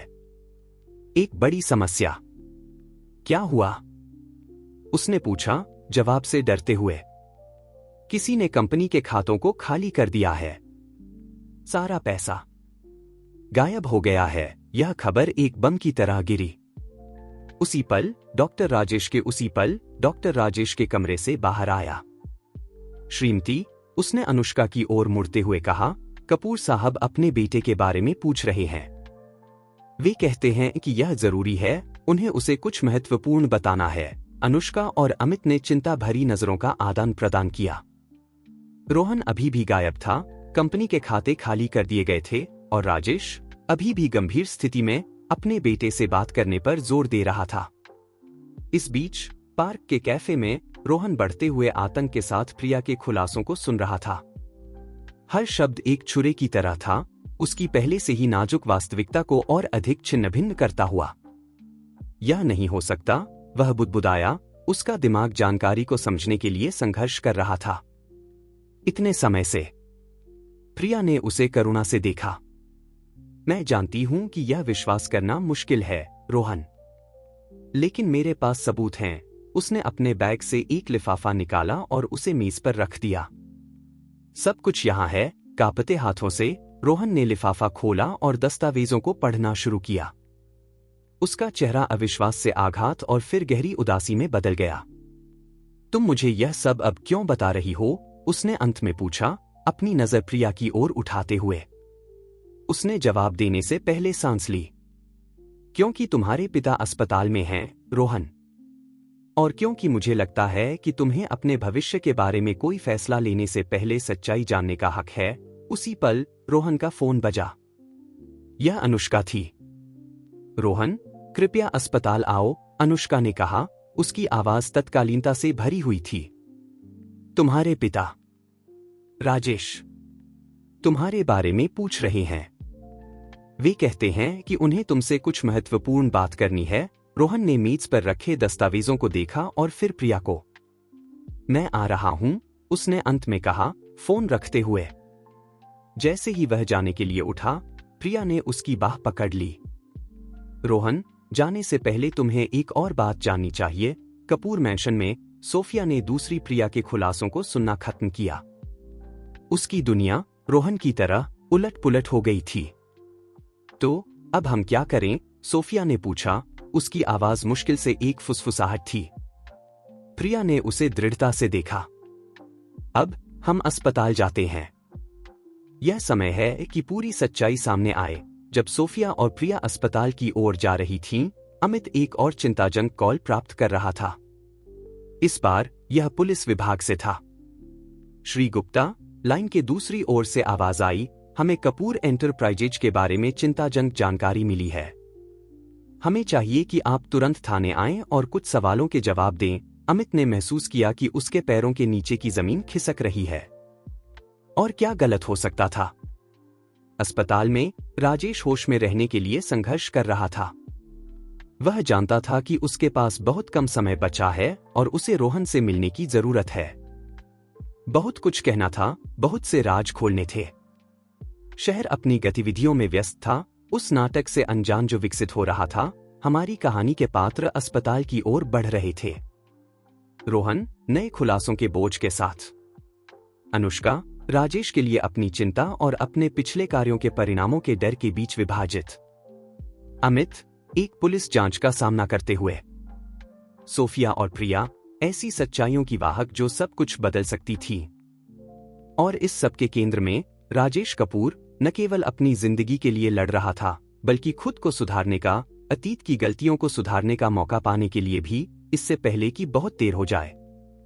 अस्पताल का लिफ्ट खुला और रोहन बाहर निकला। उसका चेहरा दृढ़ संकल्प का मुखौटा था। उसी समय सीढ़ियों से सोफिया और प्रिया दिखाई दी और मुख्य द्वार से अमित प्रवेश कर रहा था। उसका फोन लगातार बज रहा था। अनुष्का, जो गलियारे में इंतजार कर रही थी, ने देखा कि कैसे सभी उसकी ओर आ रहे थे। उस पल उसने जाना कि सच्चाई का समय आ गया था। अब वापस जाने का कोई रास्ता नहीं था। राजेश के कमरे का दरवाजा खुला और डॉक्टर गंभीर अभिव्यक्ति के साथ बाहर निकला। कपूर साहब के परिजन, उसने कहा, उन सभी को देखते हुए मुझे डर है कि उनकी स्थिति बिगड़ गई है। अगर आपको उनसे कुछ कहना है तो यह वक्त हो सकता है। जो सन्नाटा छाया वह कान फाड़ने वाला था। उपस्थित प्रत्येक व्यक्ति पहेली का एक टुकड़ा लेकर आया था, एक सच्चाई जो सबके भाग्य को बदल सकती थी। और अब राजेश को हमेशा के लिए खोने की संभावना के सामने उन्हें फैसला करना था, सच्चाई का खुलासा करके सब कुछ दांव पर लगाना या अपने रहस्यों को कब्र तक ले जाना। रोहन ने एक कदम आगे बढ़ाया। उसका हाथ प्रिया द्वारा दिए गए दस्तावेजों को मजबूती से पकड़े हुए था। मुझे अपने पिता से मिलने की जरूरत है, उसने कहा। उसकी आवाज अपने भीतर की भावनाओं के तूफान के बावजूद दृढ़ थी। अकेले जब रोहन कमरे में प्रवेश कर रहा था, बाकी लोग एक दूसरे को देख रहे थे, यह जानते हुए कि अगले कुछ मिनटों में जो होगा वह उनकी जिंदगियों को हमेशा के लिए बदल देगा। दरवाजा रोहन के पीछे बंद हो गया, समूह को तनाव से भरे सन्नाटे में छोड़ते हुए। अनुष्का प्रिया की ओर मुड़ी, उसकी आंखों में सवालों से भरी हुई थी। अमित अपनी ओर से घबराहट से अपने फोन को देख रहा था, जानते हुए कि किसी भी पल वह कॉल आ सकती है जो उसे थाने ले जाएगी। कमरे के अंदर रोहन धीरे धीरे उस बिस्तर की ओर बढ़ा जहां राजेश लेटा हुआ था। वह आदमी जिसे उसने अपने पूरे जीवन में अपना पिता माना था, उन सभी मशीनों से जुड़ा हुआ छोटा और कमजोर लग रहा था। पापा, रोहन ने धीरे से कहा, राजेश का हाथ पकड़ते हुए। राजेश की आंखें धीरे धीरे खुलीं, अपने बेटे पर फोकस करते हुए। उसके होंठों पर एक कमजोर मुस्कान आई। रोहन, वह फुसफुसाया, तुम आ गए। मैं यहां हूं पापा, रोहन ने जवाब दिया, आंसुओं को रोकने की कोशिश करते हुए। बहुत कुछ है, बहुत कुछ जो मुझे आपको बताना है। राजेश ने कमजोरी से रोहन का हाथ दबाया। और मुझे तुमसे, बेटा। लेकिन पहले मुझे चाहिए कि तुम सच्चाई जानो। पूरी सच्चाई। रोहन ने अपने गले में एक गांठ महसूस की। किस बारे में सच्चाई, पापा? राजेश ने एक गहरी सांस ली, अपनी आखिरी ताकत जुटाते हुए। तुम्हारी मां के बारे में, कंपनी के बारे में, हमारे बारे में। जैसे जैसे राजेश बोलना शुरू कर रहा था, लंबे समय से छिपे रहस्यों का खुलासा करते हुए कमरे के बाहर नाटक जारी था। अनुष्का अपनी चिंता को रोक नहीं पाते हुए प्रिया के पास गई। तुमने रोहन को क्या बताया? वह क्या जानता है जो मैं नहीं जानती? प्रिया ने उसे करुणा और दृढ़ संकल्प के मिश्रण के साथ देखा। अनुष्का, अतीत के बारे में कुछ बातें हैं, तुम्हारे और राजेश के रिश्ते के बारे में, जो तुम भी नहीं जानती। इससे पहले कि अनुष्का जवाब दे पाती, अमित का फोन बज उठा। सभी ने उसे देखा जब वह चुपचाप सुन रहा था। उसका चेहरा हर पल और अधिक पीला पड़ता जा रहा था। मैं समझता हूं, उसने आखिरकार कहा, फोन रखते हुए। वह दूसरों की ओर मुड़ा, उसका चेहरा गंभीर था। पुलिस आ रही है। लगता है कि किसी ने कपूर एंटरप्राइजेज में वित्तीय अनियमितताओं के सबूत पेश किए हैं। सभी के चेहरों पर आघात स्पष्ट था। सोफिया, जो अब तक चुप थी, एक कदम आगे बढ़ी। मुझे लगता है कि यह समय है कि सभी को सच्चाई पता चले, उसने कहा। उसकी आवाज थोड़ी कांप रही थी। प्रिया और मैंने कुछ ऐसा खोजा है जो सब कुछ बदल देता है। इस बीच कमरे के अंदर राजेश रोहन को अपना इकबाल जारी रखे हुए था। बेटा, राजेश ने कहा। उसकी आवाज मुश्किल से एक फुसफुसाहट थी। जब मैंने अनुष्का को जाना, हम युवा थे और प्यार में थे। लेकिन मेरे पिता, उनके पास मेरे और कंपनी के लिए अलग योजनाएं थीं। रोहन चुपचाप सुन रहा था। उसकी आंखें राजेश के चेहरे पर टिकी हुई थीं। उन्होंने मुझे अपने व्यापारिक साझेदार की बेटी से शादी करने के लिए मजबूर किया, राजेश ने जारी रखा। अनुष्का गायब हो गई और मैंने सोचा कि उसने मुझे छोड़ दिया था। यह वर्षों बाद तक नहीं था कि मुझे पता चला कि वह जब गई थी तो गर्भवती थी। लेकिन यह सब कुछ नहीं है ना? रोहन ने पूछा, प्रिया के खुलासों को याद करते हुए। राजेश ने एक पल के लिए अपनी आंखें बंद कर लीं, जैसे शक्ति इकट्ठा कर रहा हो। नहीं है। सच्चाई यह है कि तुम्हारा गोद लेना वह नहीं था जो हमने तुम्हें विश्वास दिलाया था। अनुष्का ने तुम्हें तुम्हारी सुरक्षा के लिए गोद दिया था और मैंने बिना किसी को सच्चाई बताए तुम्हें गोद लेने की व्यवस्था की। रोहन ने महसूस किया कि दुनिया उसके आसपास घूम रही थी। क्यों? इतना कुछ गुप्त क्यों रखा? कंपनी के लिए, राजेश ने जवाब दिया। उसकी आवाज पछतावे से भरी हुई थी। मेरे पिता ने मुझे विरासत से वंचित करने की धमकी दी अगर मैंने शादी के बाहर एक बच्चे को स्वीकार किया। और मैं उनका सामना करने के लिए बहुत कायर था। कमरे के बाहर तनाव स्पष्ट था। अनुष्का प्रिया और सोफिया को देख रही थी, स्पष्टीकरण की प्रतीक्षा कर रही थी। तुमने क्या खोजा है? उसने पूछा। उसकी आवाज कांप रही थी। प्रिया ने अपने बैग से एक फोल्डर निकाला। हमने महीनों से जांच कर रही थी। सच्चाई यह है कि कपूर एंटरप्राइजेज वह नहीं है जो सभी सोचते हैं। अमित, जो ध्यान से सुन रहा था, करीब आया। तुम क्या कहना चाहती हो? कंपनी की स्थापना संदिग्ध स्रोतों के पैसे से की गई थी, सोफिया ने समझाया। राजेश के पिता अवैध गतिविधियों में शामिल थे। यह खुलासा एक बम की तरह गिरा। अनुष्का ने अपने मुंह पर हाथ रख लिया, भयभीत।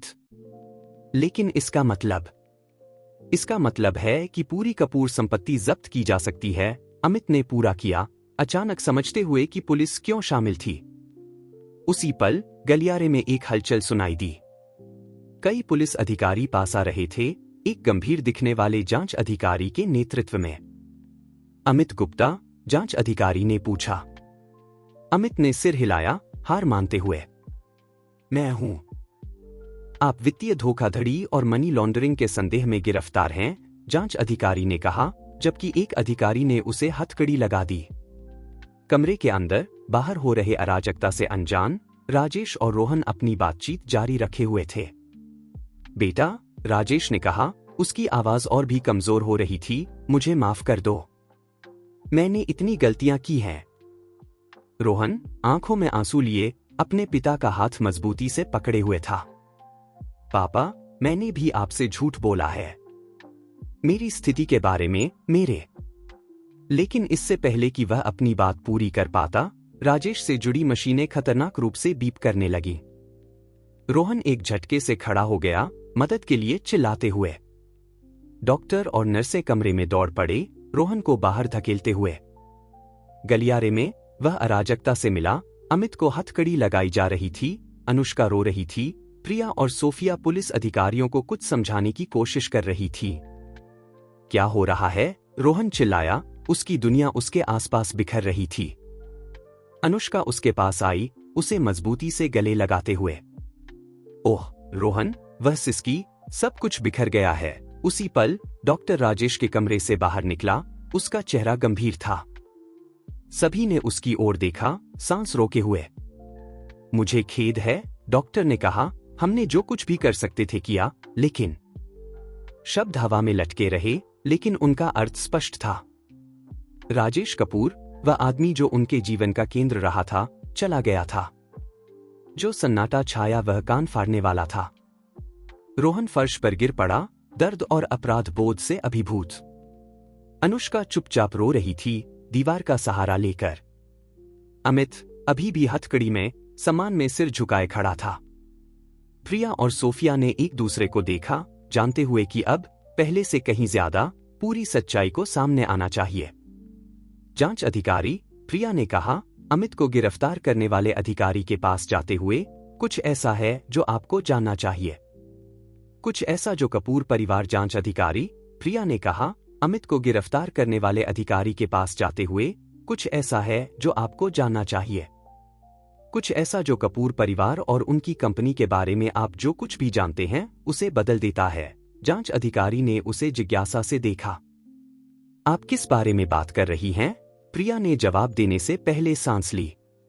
सच्चाई यह है कि राजेश कपूर कंपनी के असली मालिक नहीं थे। यह सब एक जटिल ढकोसला था जो असली मालिक की पहचान छिपाने के लिए बनाया गया था। उपस्थित सभी लोग, अमित सहित, ने प्रिया को आश्चर्य से देखा। कपूर परिवार में और क्या राज छिपे हो सकते थे? असली मालिक, प्रिया ने जारी रखा, कोई ऐसा व्यक्ति है जो वर्षों से पर्दे के पीछे से काम कर रहा है। कोई ऐसा जिसे हम सब जानते हैं, लेकिन जिस पर किसी ने शक नहीं किया। कौन? अनुष्का ने पूछा, उसकी आवाज मुश्किल से एक फुसफुसाहट थी। प्रिया ने सोफिया की ओर देखा, जिसने समर्थन में सिर हिलाया। फिर समूह की ओर मुड़ते हुए उसने एक नाम लिया जिसकी किसी ने उम्मीद नहीं की थी, असली मालिक और सब कुछ के पीछे का दिमाग। सोफिया है। यह खुलासा एक साफ दिन में बिजली गिरने जैसा था।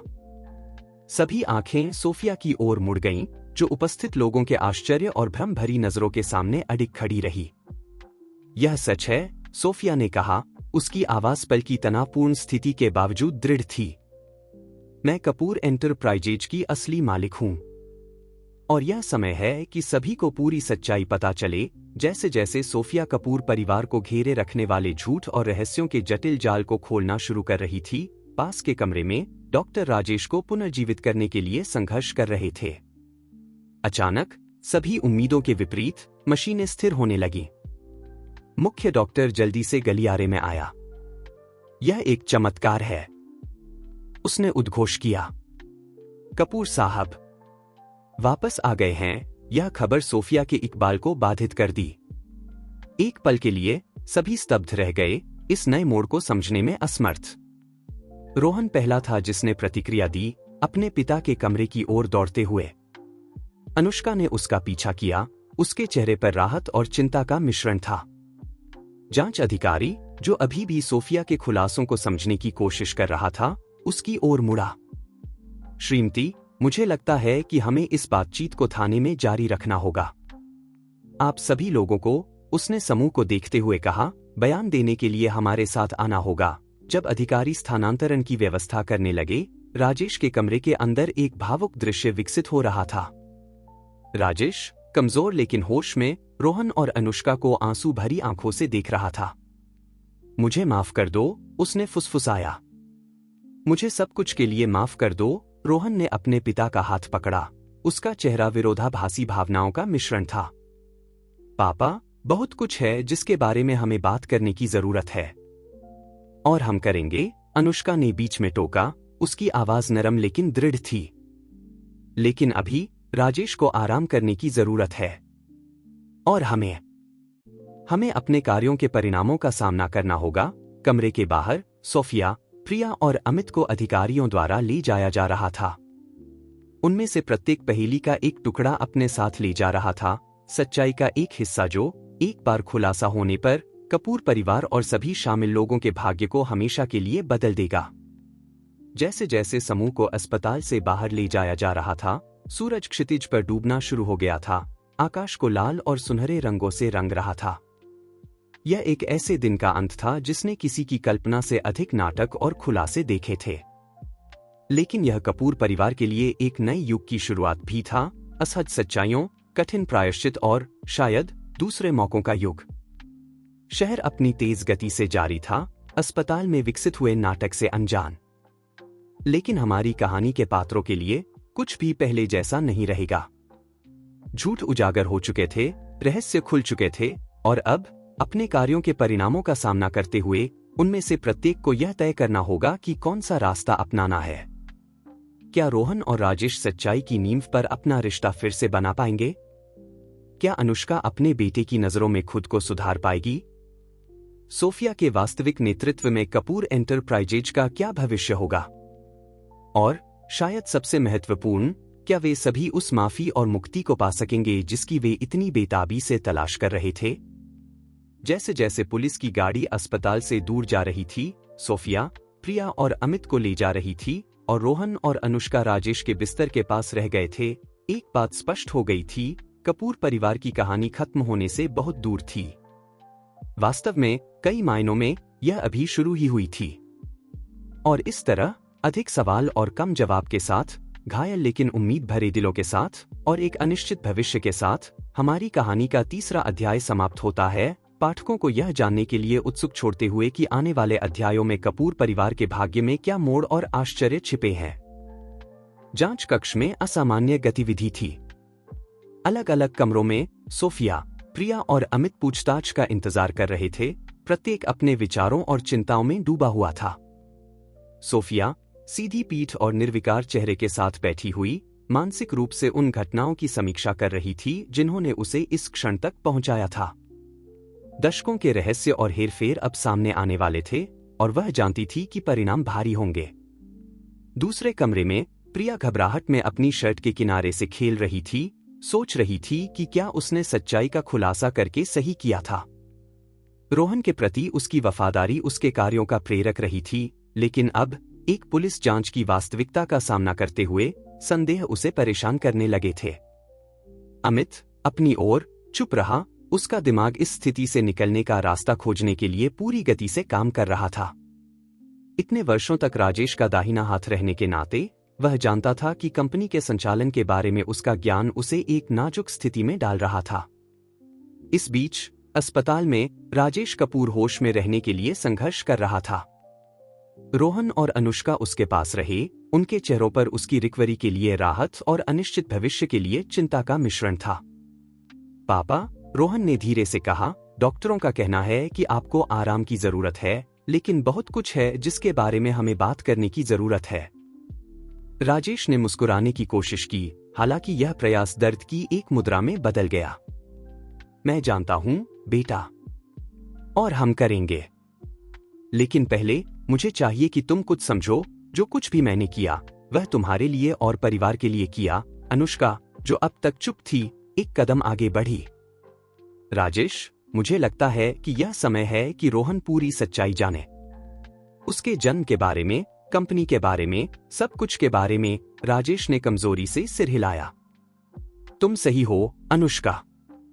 अब और कोई राज नहीं, कोई झूठ नहीं। और इस तरह उस अस्पताल के कमरे में मशीनों की लयबद्ध आवाज के साथ राजेश और अनुष्का ने उन जटिल सच्चाइयों और झूठों के जाल को खोलना शुरू किया जिन्होंने इतने वर्षों तक उनके जीवन को परिभाषित किया था। रोहन चुपचाप सुन रहा था, उसका दिमाग हर नए खुलासे को समझने के लिए संघर्ष कर रहा था। उसके जन्म की सच्चाई, कंपनी में सोफिया की भूमिका, दादा कपूर के हेरफेर। पहेली का हर टुकड़ा जो सामने आ रहा था, वह छवि को और अधिक जटिल बना रहा था। इस बीच पुलिस स्टेशन में मामले के प्रभारी जांच अधिकारी इंस्पेक्टर जयंत राव पूछताछ शुरू करने की तैयारी कर रहे थे। कॉर्पोरेट धोखाधड़ी के मामलों में वर्षों के अनुभव के साथ राव जानते थे कि यह मामला अलग था। निहितार्थ सिर्फ वित्तीय अपराधों से कहीं आगे जाते थे, यहां दशकों के पारिवारिक धोखे और रहस्यों की एक कहानी थी। उन्होंने सोफिया से शुरुआत करने का फैसला किया। वे पूछताछ कक्ष में प्रवेश किए, उनका चेहरा पेशेवर भाव का मुखौटा था। श्रीमती सोफिया वर्मा, उन्होंने शुरू किया, उसके सामने बैठते हुए, मुझे यकीन है कि आप समझती हैं कि आप किस गंभीर स्थिति में हैं। सोफिया ने हल्के से सिर हिलाया। मैं पूरी तरह से समझती हूं, इंस्पेक्टर, और मैं पूरी तरह से सहयोग करने के लिए तैयार हूं। राव ने उसे जिज्ञासा से देखा। अच्छा, तो क्यों न हम शुरुआत से शुरू करें? आप कपूर एंटरप्राइजेज की असली मालिक कैसे बनी? सोफिया ने अपनी कहानी शुरू करने से पहले एक गहरी सांस ली। यह सब 30 साल पहले शुरू हुआ, जब राजेश के पिता रणवीर कपूर ने मुझे अपनी निजी सहायक के रूप में नियुक्त किया। जैसे जैसे सोफिया कपूर परिवार को दशकों तक परिभाषित करने वाली शक्ति, हेरफेर और रहस्यों की जटिल कहानी का खुलासा कर रही थी, अस्पताल में रोहन अपने माता पिता के खुलासों को समझने के लिए संघर्ष कर रहा था। तो उसने अंत में कहा, उसकी आवाज मुश्किल से एक फुसफुसाहट थी, हमारे परिवार के बारे में, कंपनी के बारे में मैंने जो कुछ भी जाना था सब झूठ था। राजेश ने उठने की कोशिश की, लेकिन दर्द ने उसे फिर से लेट जाने पर मजबूर कर दिया। सब कुछ नहीं बेटा, जो प्यार हम तुमसे करते हैं वह हमेशा सच्चा था। अनुष्का आंखों में आंसू लिए ने रोहन का हाथ पकड़ा। मैं जानती हूं कि यह समझना मुश्किल है, लेकिन जो कुछ भी हमने किया वह तुम्हें बचाने के लिए था। रोहन ने अपना हाथ अचानक खींच लिया। बचाना? मेरी पूरी जिंदगी झूठ बोलकर?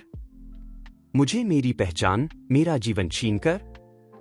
रोहन, कृपया, अनुष्का ने विनती की, तुम्हें समझना होगा। परिस्थितियां जटिल थीं। जटिल? रोहन खड़ा हो गया, उसकी आवाज दबाई गई क्रोध से कांप रही थी। तुमने मेरा जीवन चुरा लिया, मेरी पहचान चुरा ली। यह सब किस लिए? पैसे के लिए? इस लानत कंपनी के लिए? राजेश ने बोलने की कोशिश की, लेकिन खांसी के एक दौरे ने उसे बाधित कर दिया। अनुष्का उसकी मदद के लिए दौड़ी, उसे थोड़ा पानी पीने में सहायता करते हुए।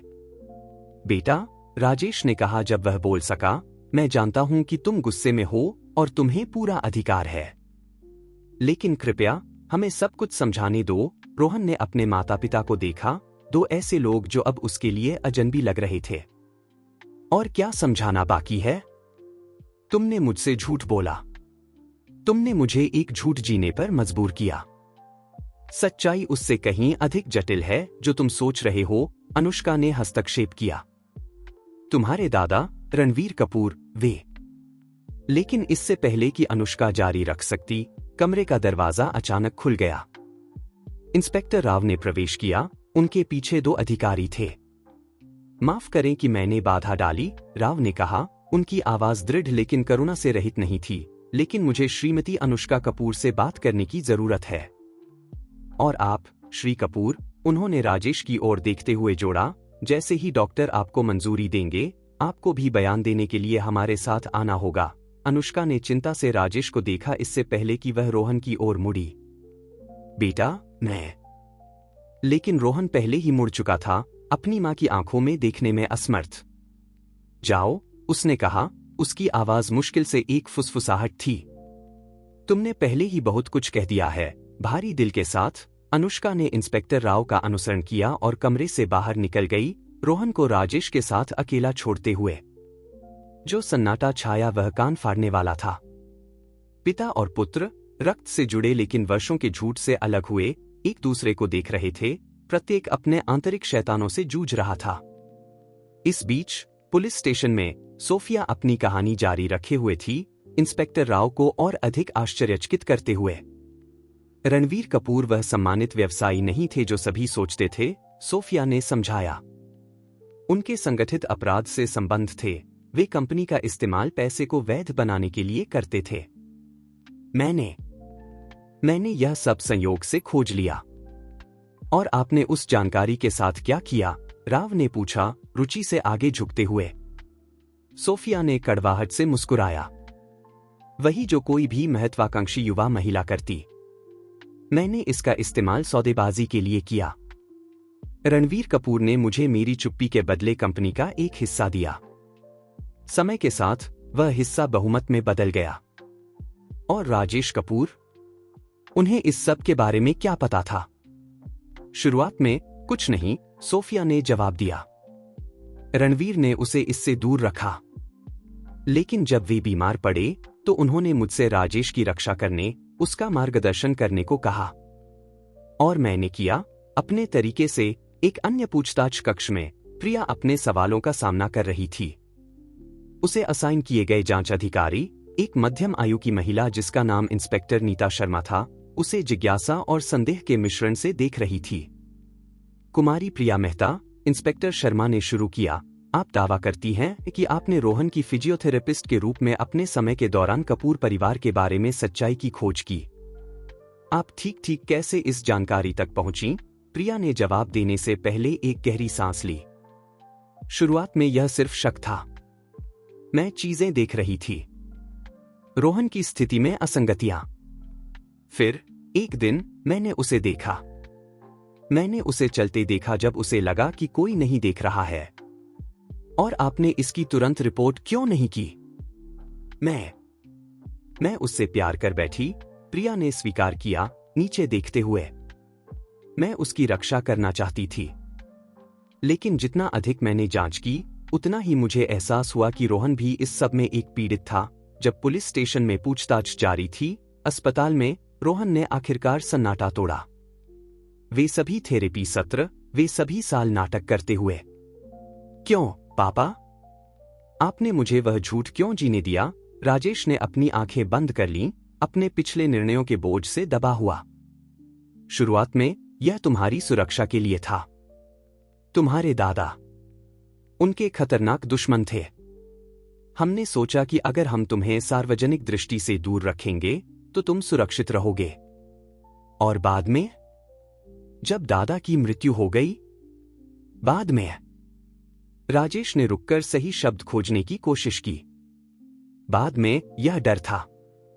हमने जो कुछ बनाया था उसे खोने का डर, डर की सच्चाई तुम्हें हमसे दूर कर देगी। रोहन ने कड़वाहट से हंसा।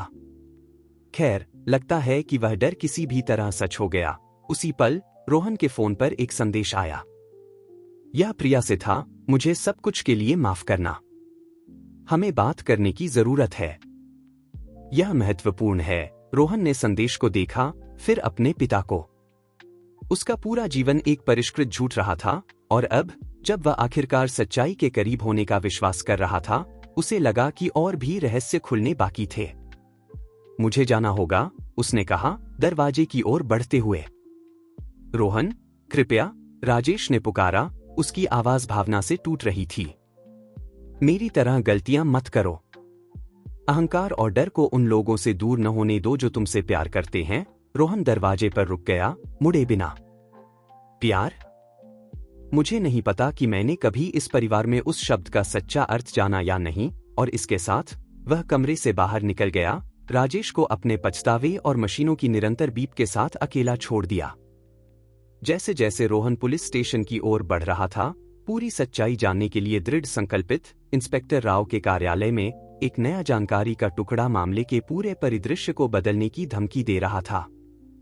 सर, एक युवा अधिकारी ने कार्यालय में जल्दी से प्रवेश करते हुए कहा, हमें इंटरपोल से जानकारी मिली है। लगता है कि इस मामले में एक अंतर्राष्ट्रीय संबंध है। किसी ने देश से बाहर बड़ी मात्रा में धन स्थानांतरित किया है। राव ने भौहें सिकोड़ी, अधिकारी द्वारा दी गई रिपोर्ट लेते हुए। जैसे जैसे वे पढ़ते गए, उनकी आंखें आश्चर्य से फैल गईं। यह सब कुछ बदल देता है, उन्होंने बुदबुदाया। सभी शामिल लोगों को बुलाओ। हमें एक आमने सामने की कॉन्फ्रंटेशन की जरूरत है। यह समय है कि सभी सच्चाइयां सामने आएं। जैसे जैसे रात शहर पर छा रही थी, हमारी कहानी के पात्र एक ऐसे सामना के लिए तैयार हो रहे थे जो उनके जीवन को हमेशा के लिए बदलने का वादा करता था। लंबे समय से छिपे रहस्य अब खुलने वाले थे। वफादारियों की परीक्षा ली जाएगी और परिवार और प्यार के सच्चे अर्थ पर सवाल उठाया जाएगा। पुलिस स्टेशन के सम्मेलन कक्ष में राव ने जो जानता था कि एक विस्फोटक बैठक होगी, उसके लिए मंच तैयार किया। सोफिया, प्रिया, अमित, अनुष्का और जल्द ही रोहन सभी आमने सामने होंगे, वर्षों के झूठ और हेरफेर के परिणामों का सामना करने के लिए मजबूर होंगे। और अस्पताल के अपने कमरे में राजेश कपूर खिड़की से बाहर देख रहा था, उस शहर की ओर जो उसके साम्राज्य के उदय और पतन का गवाह रहा था। एक नए दृढ़ संकल्प के साथ उसने अपने को बिस्तर में रखने वाले तारों और ट्यूबों को अलग करना शुरू कर दिया। उसने अपने जीवन में बहुत सी गलतियां की थीं, लेकिन वह एक और नहीं करने का दृढ़ संकल्प था। यह समय था सच्चाई का सामना करने का, चाहे जो भी परिणाम हो। मंच तैयार था, कठपुतलियां अपनी जगह पर थीं, और जैसे जैसे शहर अपनी रात्रि दिनचर्या में जारी था, अपने भीतर विकसित हो रहे नाटक से अनजान, कपूर और उनकी कहानी में शामिल सभी लोग उस रात के लिए तैयार हो रहे थे जो सब कुछ बदल देगी। सम्मेलन कक्ष में तनाव स्पष्ट था। एक लंबी अंडाकार मेज के चारों ओर हमारी कहानी के पात्र एकत्र थे, प्रत्येक अपने स्वयं के रहस्यों और पछतावों का बोझ लिए हुए। सोफिया अपनी विशिष्ट संयम के साथ मेज के एक छोर पर बैठी थी। उसके बगल में प्रिया घबराहट से एक पेन से खेल रही थी, दरवाजे की ओर चोरी छिपे नजरें डालते हुए। अमित चेहरे पर पीलापन लिए लेकिन दृढ़ संकल्प के साथ उनके सामने बैठा था। अनुष्का अपनी पूछताछ से हाल ही में लौटी, स्पष्ट थकान के साथ बैठ गई। इंस्पेक्टर राव कमरे में प्रवेश किए, उनकी उपस्थिति ने फुसफुसाहट को शांत कर दिया। महिलाओं और सज्जनों, उन्होंने शुरू किया, उनकी गहरी आवाज कमरे में गूंज रही थी, हम यहाँ कॉर्पोरेट और पारिवारिक धोखाधड़ी के सबसे जटिल मामलों में से एक को स्पष्ट करने के लिए हैं जो मैंने अपने करियर में देखा है। लेकिन शुरू करने से पहले एक और व्यक्ति है जिसे यहाँ होना चाहिए। जैसे यह एक संकेत था, दरवाजा अचानक खुल गया। रोहन ने प्रवेश किया, उसका चेहरा दबाई गई भावनाओं का मुखौटा था। उसके पीछे सभी के आश्चर्य के लिए राजेश कपूर दिखाई दिए, पीले और स्पष्ट रूप से कमजोर, लेकिन उनकी आंखों में एक जलती हुई दृढ़ता के साथ। राजेश, अनुष्का चिल्लाई, एक झटके से खड़ी होते हुए। तुम यहां क्या कर रहे हो? तुम्हें अस्पताल में होना चाहिए। राजेश ने एक हाथ उठाकर उसे चुप करा दिया। मैंने बहुत लंबे समय तक सच्चाई से छिपने में बिताया है, अनुष्का। यह समय है कि हम अपने कार्यों के परिणामों का सामना करें। इंस्पेक्टर राव ने एक पल के आश्चर्य के बाद सिर हिलाया। बहुत अच्छा, अब जब हम सब यहां हैं तो शुरू करते हैं। सोफिया वर्मा, क्या आप हमें कपूर एंटरप्राइजेज की असली कहानी बता सकती हैं? सोफिया ने सीधे बैठते हुए अपने आसपास के चेहरों पर नजर डाली। यह सब 30 साल पहले शुरू हुआ, उसने शुरू किया। उसकी आवाज दृढ़ लेकिन भावना से भरी हुई। रणवीर कपूर, राजेश के पिता, ने मुझे अपनी निजी सहायक के रूप में नियुक्त किया। जल्द ही मुझे पता चला कि कंपनी अवैध गतिविधियों के लिए एक मुखौटा थी। कमरे में आश्चर्य की लहर दौड़ गई। राजेश ने अपनी आंखें बंद कर लीं, जैसे इस खुलासे का बोझ सहन करने के लिए बहुत अधिक हो। सोफिया ने जारी रखा, रणवीर कपूर ने मुझे कंपनी का एक हिस्सा मेरी चुप्पी के बदले में दिया। समय के साथ वह हिस्सा बढ़कर मुझे प्रमुख शेयरधारक बना दिया। जब रणवीर बीमार पड़े तो उन्होंने मुझसे राजेश की रक्षा करने और कंपनी का मार्गदर्शन करने को कहा। और सेबेस्टियन की गोद लेने का क्या संबंध है इस सब से? राव ने पूछा, अनुष्का और राजेश की ओर मुड़ते हुए। अनुष्का, आंखों में आंसू लिए, ने बोलना शुरू किया। जब मुझे पता चला कि मैं गर्भवती हूं, राजेश पहले से ही किसी और से सगाई कर चुका था। उसके पिता रणवीर ने धमकी दी कि अगर उसने शादी के बाहर एक बच्चे को स्वीकार किया तो वे उसे विरासत से वंचित कर देंगे। मैंने रोहन को उसकी सुरक्षा के लिए गोद दे दिया, राजेश ने बीच में टोका, उसकी आवाज भावना से भरी हुई थी। मुझे नहीं पता था। अनुष्का बिना कुछ कहे चली गई। जब वह वर्षों बाद लौटी तो उसने कभी उल्लेख नहीं किया। मैं नहीं कर सकती थी, अनुष्का ने बाधा डाली। तब तक तुम रोहन को गोद ले चुके थे। मुझे लगा कि यह सबके लिए सबसे अच्छा होगा। रोहन, जो अब तक सब कुछ सदमे में सुन रहा था, आखिरकार अपनी आवाज पाई। तो मेरी पूरी जिंदगी एक झूठ रही है? नहीं बेटा, राजेश ने कहा, उसके पास आते हुए। जो प्यार मुझे तुम्हारे लिए है वह असली है, हमेशा रहा है। प्रिया, जो अब तक चुप थी, ने अपना गला साफ किया। मैंने सच्चाई संयोग से खोज ली। मैंने रोहन को चलते देखा जब उसे लगा कि कोई नहीं देख रहा है। मैंने जांच शुरू की और इस प्रक्रिया में मैं उससे प्यार कर बैठी। रोहन ने उसे देखा, दर्द और विश्वासघात का मिश्रण उसकी आंखों में था। तुम भी, प्रिया? तुम कितने समय से जानती थी बिना मुझे बताए? मुझे माफ कर दो, रोहन, प्रिया ने सिसकते हुए कहा। मैं तुम्हारी रक्षा करना चाहती थी। मुझे लगा कि अगर तुम्हें अचानक सच्चाई पता चलेगी तो यह तुम्हें तोड़ देगी। इंस्पेक्टर राव ने फिर से बात संभाली। एक और बात है जो आप सभी को जानना चाहिए। हमें इंटरपोल से जानकारी मिली है। ऐसा लगता है कि किसी ने देश से बाहर बड़ी मात्रा में धन स्थानांतरित किया है। धन जो हमारी जांच के अनुसार रणवीर कपूर द्वारा शुरू की गई अवैध गतिविधियों से आता है। सभी की नजरें अमित की ओर मुड़ गईं, जो अब तक चुप था। अमित, राजेश ने कहा, उसकी आवाज में अविश्वास था। तुमने? अमित ने नजर उठाई। उसका चेहरा अपराधबोध और दृढ़ संकल्प का मिश्रण था। मुझे माफ करो, राजेश। जब मुझे कंपनी के धन के मूल के बारे में पता चला तो मैं घबरा गया। मैंने सोचा कि अगर मैं एक हिस्सा छिपा सकूं, तो अगर सच्चाई सामने आ जाए तो हम सभी की रक्षा कर सकूंगा। जो सन्नाटा छाया वह कान फाड़ने वाला था। कमरे में हर व्यक्ति अपने विचारों में खोया हुआ था, खुलासों और उनके निहितार्थों को संसाधित कर रहा था। अंत में रोहन ने सन्नाटा तोड़ा। मेरा पूरा जीवन, उसने शुरू किया। उसकी आवाज भावना से कांप रही थी। मैंने झूठ से घिरे रहकर जिया है। इस कमरे में हर व्यक्ति जिसने कहा कि वह मुझसे प्यार करता है, ने मुझसे किसी न किसी तरह झूठ बोला है। उसने रुककर कमरे में मौजूद हर एक को देखा। लेकिन सबसे बुरी बात यह है कि मैंने खुद से भी झूठ बोला। मैंने एक काल्पनिक विकलांगता के पीछे छिपकर रखा, क्योंकि मुझे दुनिया का सामना करने का डर था, उम्मीदों पर खरा न उतरने का डर था। राजेश ने अपने बेटे तक पहुंचने की कोशिश की, लेकिन रोहन ने एक हाथ उठाकर उसे रोक दिया। नहीं पापा, कृपया मुझे खत्म करने दें। मैंने पिछले कुछ घंटों में सोचा है, अपने जीवन के हर पल को इस नए प्रकाश में याद किया है। और मुझे एक बात का एहसास हुआ है, झूठ के बावजूद, धोखे के बावजूद, जो प्यार मैंने महसूस किया, जो मैं आप सभी के लिए महसूस करता हूं, वह वास्तविक है। अनुष्का धीरे से सिसक रही थी, जबकि राजेश अपने आंसुओं को रोकने के लिए संघर्ष कर रहा था। मैं नहीं कह सकता कि मैं आप लोगों को माफ करता हूं, अभी नहीं, रोहन ने जारी रखा। लेकिन मैं समझने की कोशिश करने के लिए तैयार हूं। इस बार सच्चाई की नींव पर अपने परिवार को फिर से बनाने की कोशिश करने के लिए इंस्पेक्टर राव ने गंभीरता से सिर हिलाया। श्री कपूर, रोहन, मेल मिलाप के लिए आपकी इच्छा प्रशंसनीय है। हालांकि मुझे आपको सूचित करना चाहिए कि इससे कानूनी स्थिति नहीं बदलती।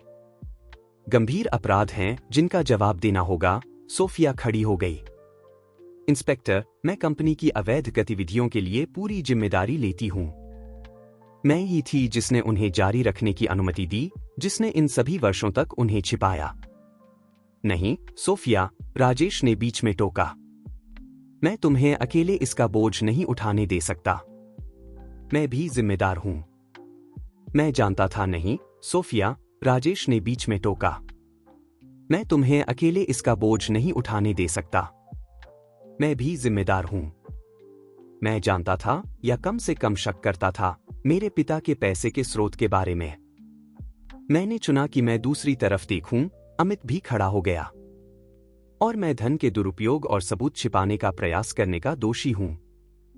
मैं जांच में पूरा सहयोग करने के लिए तैयार हूं। इंस्पेक्टर राव ने उन सभी को देखा, धीरे धीरे सिर हिलाते हुए। आपका सहयोग ध्यान में रखा जाएगा। हालांकि आपको समझना होगा कि कानूनी परिणाम होंगे। जैसे जैसे इंस्पेक्टर अगले कदमों की कानूनी प्रक्रिया का विवरण देना शुरू कर रहा था, रोहन प्रिया के पास गया। मुझे माफ कर दो, उसने फुसफुसाया। मैं कभी तुम्हें चोट नहीं पहुंचाना चाहती थी।